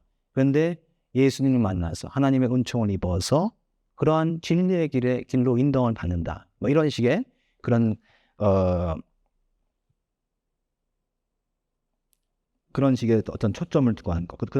그다음 문단 보시면 다시금 강조할 것은 이렇게 돼 있고, 이 사람보다 못한 제자들에 대한 비난에 초점이 있는 것이 아니라 누구도 예상하지 못했지만 지극히 미천한 사람들을 통해서 놀라운 일을 베푸시는 하나님의 은혜에 초점이 있다. 자, 이것은 모든 성경에서 다 강조하는 거지만 특히 마가복음서를 강조한다. 마가복음서에서는 12제자가 4개의 복음서 가운데서 가장 부정적으로 묘사돼. 4개의 복음서 가운데서. 대신에 누가 있어야 될 거 아니야. 이 사람들이 아니라 참나온 제자가 등장해야 될 거 아니야. 그래서 벳세다 소경이 참다운 제자의 모습으로 암시가 되는 거. 명시가 되지 않고 암시가 되는 게 중요합니다. 그러니까 명시가 되지 않고 암시가 된다는 말도 좀 난해한 부분인데 어쨌든 초기 기독교 시대에 이름 없는 사람들, 남들한테 무시당하는 사람들, 남들한테 욕먹는 사람들, 이런 사람들이 오히려 주인공이다. 예수님의 가까운 제자다. 이렇게 자신감 있게 말할 수 있는 상황이 아니었단 말이에요. 그래서 마가복음을 쓸 때는 것을 암시밖에 알 수 없었다. 그래서 이런 얘기들이 지금 마가복음에 아주 일관되게 나온다는 얘기. 그래서 제가 그 제1대한제자라고 써놨죠. 제목엔 제1대한제자. 그래서 마가복음에는 이렇게 중요한 어떤 마가복음 흐름의 중요한 단락들마다 그 결론이 되는 제자가 나온단 말이에요.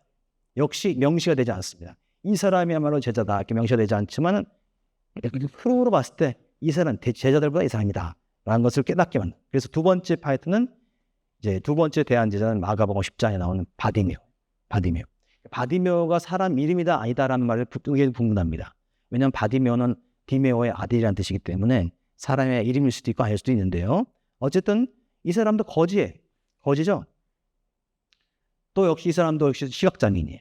거지다 시각장애인인데 이 본문도 마가복음 10장 46절 52절이 끝나면 11장으로 넘어가요. 11장이면 예루살렘으로 가는 겁니다.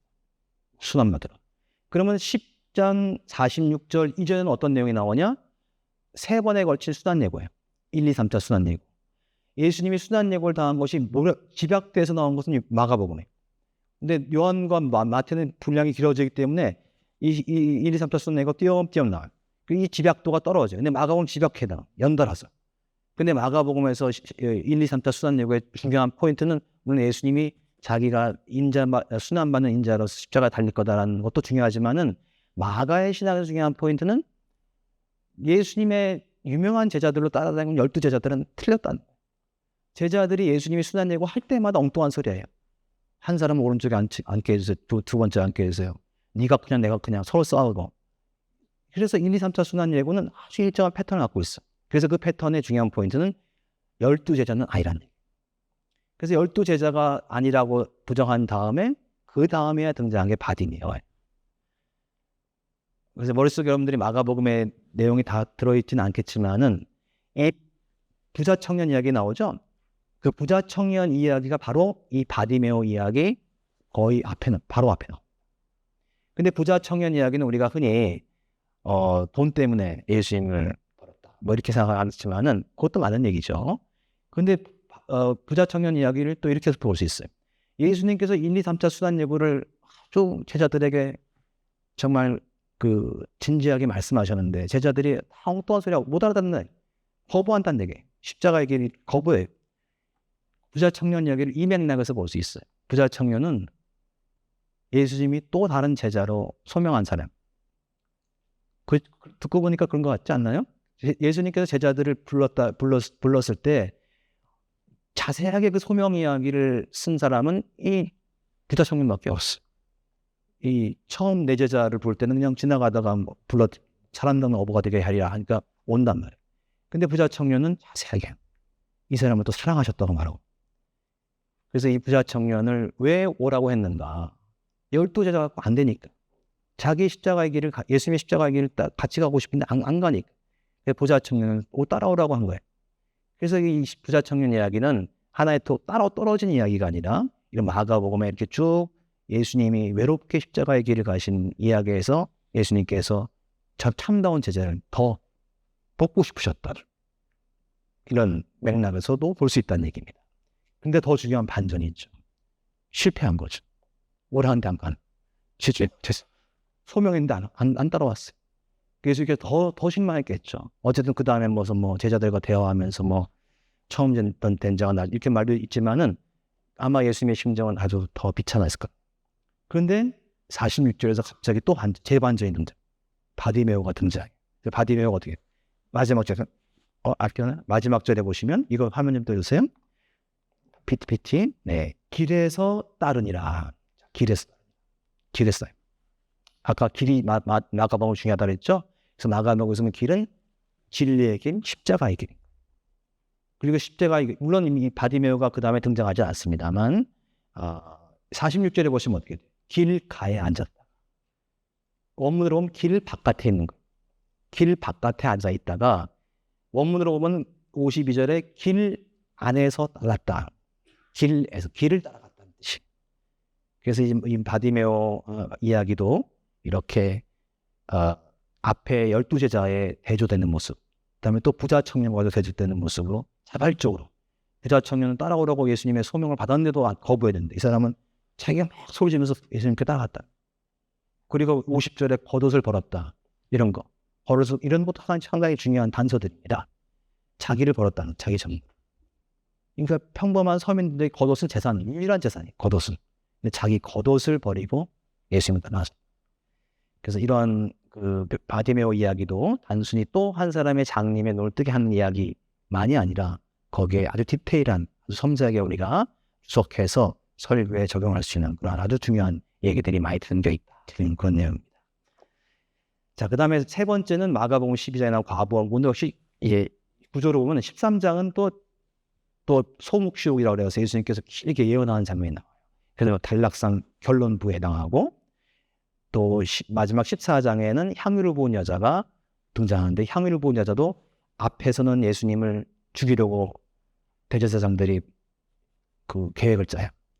근데 향유를 부은 여자 사건 바로 다음에는 유다가 예수를 팔아버리는 거죠. 본문을. 이걸 샌드위치, 우리가 샌드위치 중간에 껴있다 그래갖고. 그러니까 이 본문이 핵심인데 그 앞뒤의 본문이 이 본문과 아주 대립구도를 갖고 있다. 그래서 이제 마가복음 이 본문을 가지고 해석할 때도 그렇게 구조를 설명하면서 이 본문에서 마가 기자가 얼마만큼 완벽하게 이야기를 잘 보여주고 있는가, 또 예수님에 대한 정확한 정보를 어떻게 보여주고 있는가를 잘 설명할 수 있다라는 얘기입니다.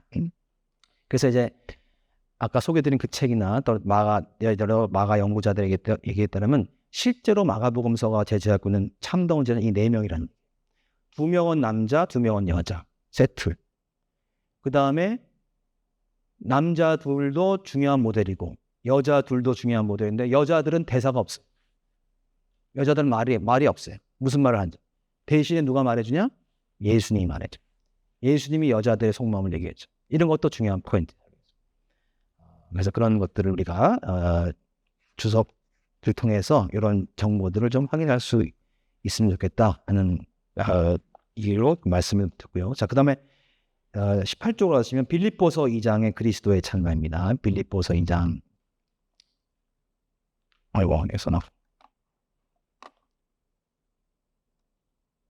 자, 이건 더 이상 안 봐도 될 것 같고요. 그래서 빌립보서 2장에 우리가 너무 좋아하는, 저도 참 좋아하는 본문인데 이건 그리스도 찬가, 그리스도 성가 이렇게 부르는 본문인데 그 첫 번째 보면 바울은 늘 부활론을 강조했음에도 불구하고 이 말은 뭐냐면은 이제 지금 여기 보면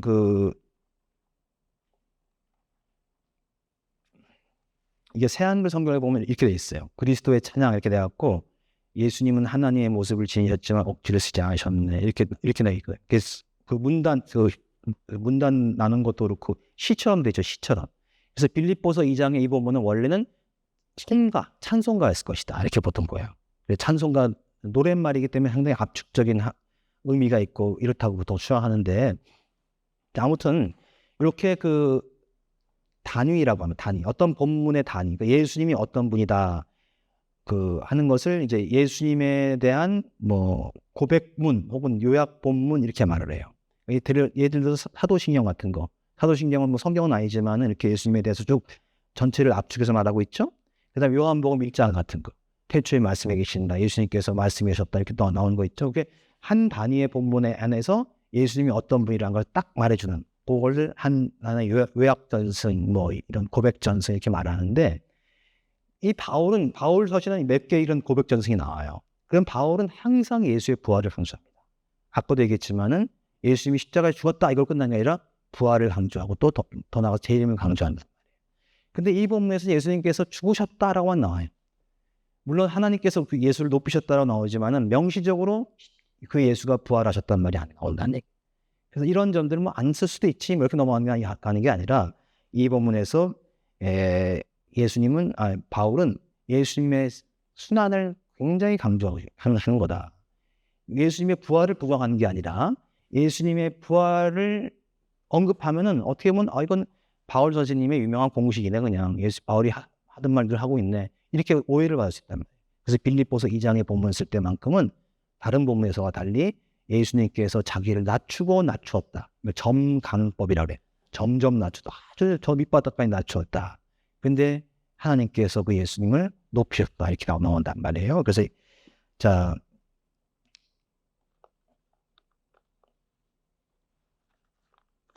그래서 그 19페이지, 그 19페이지에 그 빌립보서 2장에 대한 설교 극단수모라고 제가 제목을 붙여놓고, 그 빌립보 그 도시가 어땠고 빌립보 교회가 어땠고 하는 거 설명은 쭉 눈으로 보시면 되겠고요. 그 다음에 본문의 구조와 내용에서 뭐 A, B, C 이렇게 나 있죠. 낮춤, 높임, 높임. 그래서 예수님이 스스로 자기를 낮추셨다. 예수님 원래 하니까 근본 본체였다. 근데 그걸 당연하게 여기 자꾸 낮췄다 나왔는데, 반대로 CD는 반대로 이제 하나님이 주어가 되어서 하나님께서 예수님을 높이고 높였다. 이렇게 아주 완벽한 구조로 잘 구성되어 있다라는 얘기예요. 그래서 그 밑에 설명을 제가 저기 쉽게 써놨어요. 그거는 이제 여러분들이 쭉 읽어보시면 되겠고요. 자, 그 다음에 20페이지로 넘어가시면 그 20쪽에 보면은 중간 약간 아래 이제 밑줄처럼 부분이 있죠. 그래서 밑줄처럼 부분은 A, B 단락과 CD 단락이 나뉘는 9절의 헬라어 본문은 그렇기 때문에 하나님도로 또 그를 높이셨다로 되어 있다. 자, 우리말 개역 성경에는 이렇게 되어 있죠. 자, 그래서 여기 보면은 우리가 쓰고 있는 개역 성경도 그렇고 새 번역도 그렇고 공동 번역만 빼놓고 대부분의 성경에서 여기 제가 본문에 저 18페이지 본문에 올려놓은 것처럼 요 9절 말씀에서 이러므로 하나님이 그를 지극히 높여 할 때 이러므로 하나님이라는 그 말에서 한 글자가 잘못 번역되어 있다는 거예요. 그래서 뭐가 잘못되어 있냐? 이러므로 하나님이가 아니라 이러므로 하나님도라고 바뀌어야 된다. 하나님도. 자, 그래서 지금 가장 최근에 나온 새한글 성경에 보세요. 자, 9절 보세요. 9절. 화면 보시면 그래서 하나님도 예수님을 높이 높여 주셨네. 예수님에게 이름을 선물하셨네. 모든 이름에 뛰어난 이름을. 그래서 이렇게 나와. 도자가 들어가야 된다네. 도자가. 그래서 그 도자가 들어가는 게 왜 중요하다 하는 것을 제가 밑에 간단히 설명했는데 간단히 말씀으로 드리면, 이러므로 하나님이라고 이로 번역해 놓으면은 예수님이 이만큼 했으니까 하나님이 또 예수님이 저기 원래 선지하셨던 분인데 이렇게 내려오시는 것은 이미 정해진 거였다는 얘기예요. 정해진 거였고 예수님께서 십자가에 죽으신 다음에 그냥 그걸로 끝나는 게 아니라 또 이 예수님께서 부활하시고 하늘로 높이 올라가시고 하늘 보좌에 올라가시는 거, 이거는 이미 정해진 공식이다라는 것처럼 보이는 거예요. 그러니까 이름으로 하나님 도가 아니라 이가 들어가면은 마치 지금 이 빌립보서 2장의 본문이 이미 널리 알려진 예수님에 대한 설명 공식처럼 들린다는 얘기예요. 근데 도자가 바울이 원래 쓴 이유는 예수님께서 낮춘 것이 원래 정해진 공식이었다는 게 포인트가 있는 게 아니라 예수님의 자발적인 자기 헌신이라는 얘기예요. 자발적인 자기 헌신. 하나님께서 딱 너 인물 줘갖고 미션을 줘갖고 넌 내려가면 죽게 돼 있어, 이렇게 한 게 아니라 예수님께서 공생의 기간을 보내면서 내가 과연 십자가의 길을 가야 되나 말아야 되나, 겟세마네 동산에서까지 계속해서 범인이 있으시면서 결국 힘들어하시고 괴로워하시고, 이게 예수님의 자발성이었다는 얘기예요. 정해진 공식만 따는 게 아니라. 그래서 하나님도 그 예수의 모습을 보고 감동을 받아서 올리셨다는 얘기예요. 약간 좀 설교할 때 이것은 좀 내용이 좀 고차원적인 내용이 되지만은 설교 말씀을 우리가 구성할 때 이런 한 단어의 설명, 뭐 앞에서 제가 얘기했지만은 그 원문 헬라어나 히브리어를 설교 시간에 한두 번 정도만 하면 괜찮아요. 너무 많이 하면 좀 곤란합니다. 헬라어로 이런 뜻이 있는데 교인들이 피곤해합니다. 그러니까 한 번 동안인데 이런 부분에서는 중요한 게, 이런 부분에서는 죄송합니다만 헬라어를 제가 알아야지만 이게 설명이 잘 됩니다 하면서 여기에 원래 하나님께서도 라는 말이 들어가야 된다. 그래서 예수님, 바울은 예수님의 이 스스로 죽으신, 스스로 고난 받으신 일의 의미를 가장 잘 보여준 사람입니다. 가장 절절하게 보여준 사람입니다. 그리고 예수님의 그런 모습을 보면서 하나님께서 어떤 보답을 하셨는지, 또 어떤 계획, 어떤 일을 하셨는지를 가장 잘 보여준 본문이 빌립보서다. 이렇게 말했을 때 교인들이 빌립보서를 나중에 다시 읽게 될 때 그걸 감동적으로 읽게 된다 아닙니다.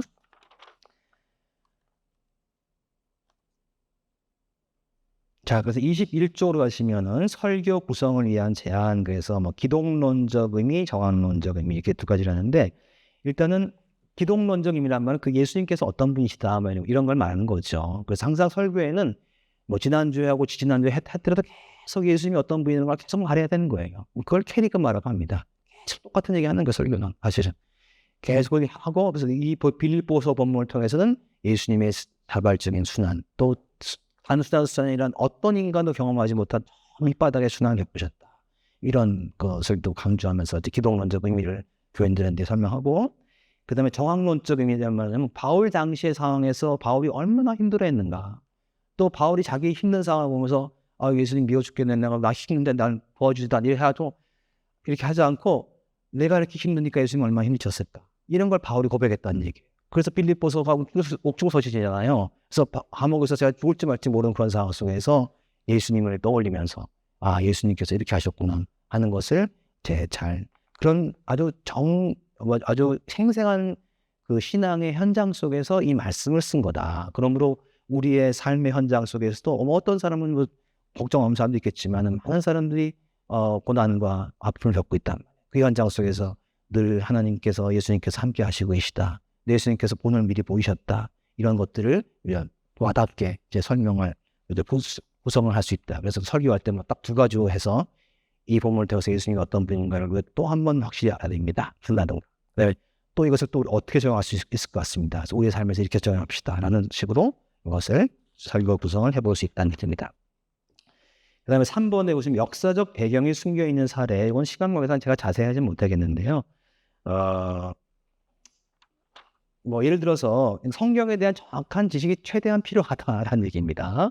역사적 배경 이런 것들을 좀 잘 아실 필요가 있는데, 그거는 뭐 저도 그렇고 완벽할 수는 없죠. 하지만 한 번 실수할 수 있으면 계속 실수하면 좀 그렇다는. 예를 들어서 사도행전 12장에 나와 있는 그 헤롯 왕이라는 사람이 나오는데, 그 사람은 그 헤롯 대왕이 절대 아니죠. 사도행전 12장은 그 예수님이 죽고 돌아가신 다음에 벌써 십몇 년 지난 다음에 일입니다. 그러니까 그 헤롯 대왕 손자인데 그 혼동하면 안 된다. 뭐 이런 얘기고. 그 다음에 22페이지로 넘어가면은요, 거기 뭐 40년경, 41년 뭐 이렇게 또 복잡한 얘기가 나오는데, 자, 여기서 초점은 뭐냐면은 아주 간단하게 얘기하면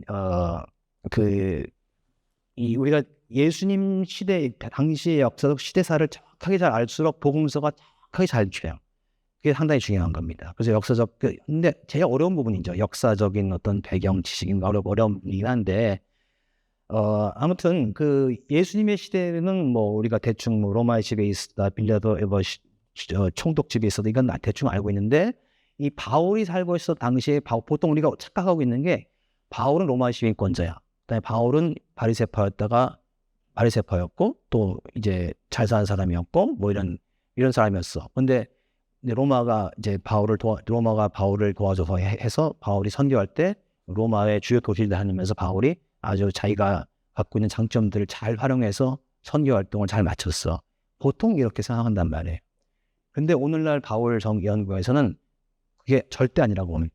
이게 오늘날 뭐 세관점 이렇게 말하는데, 바울 연구에서는 바울이 활동했던 시대상을 잘 알아야 되는데, 하여튼 그 복잡했는데 간단하게 말하면 로마 황제가 지금 바울 당시에 로마 황제가 두 명 있었는데, 한 사람은 뭐 칼리굴라, 그다음에 클라우디우스.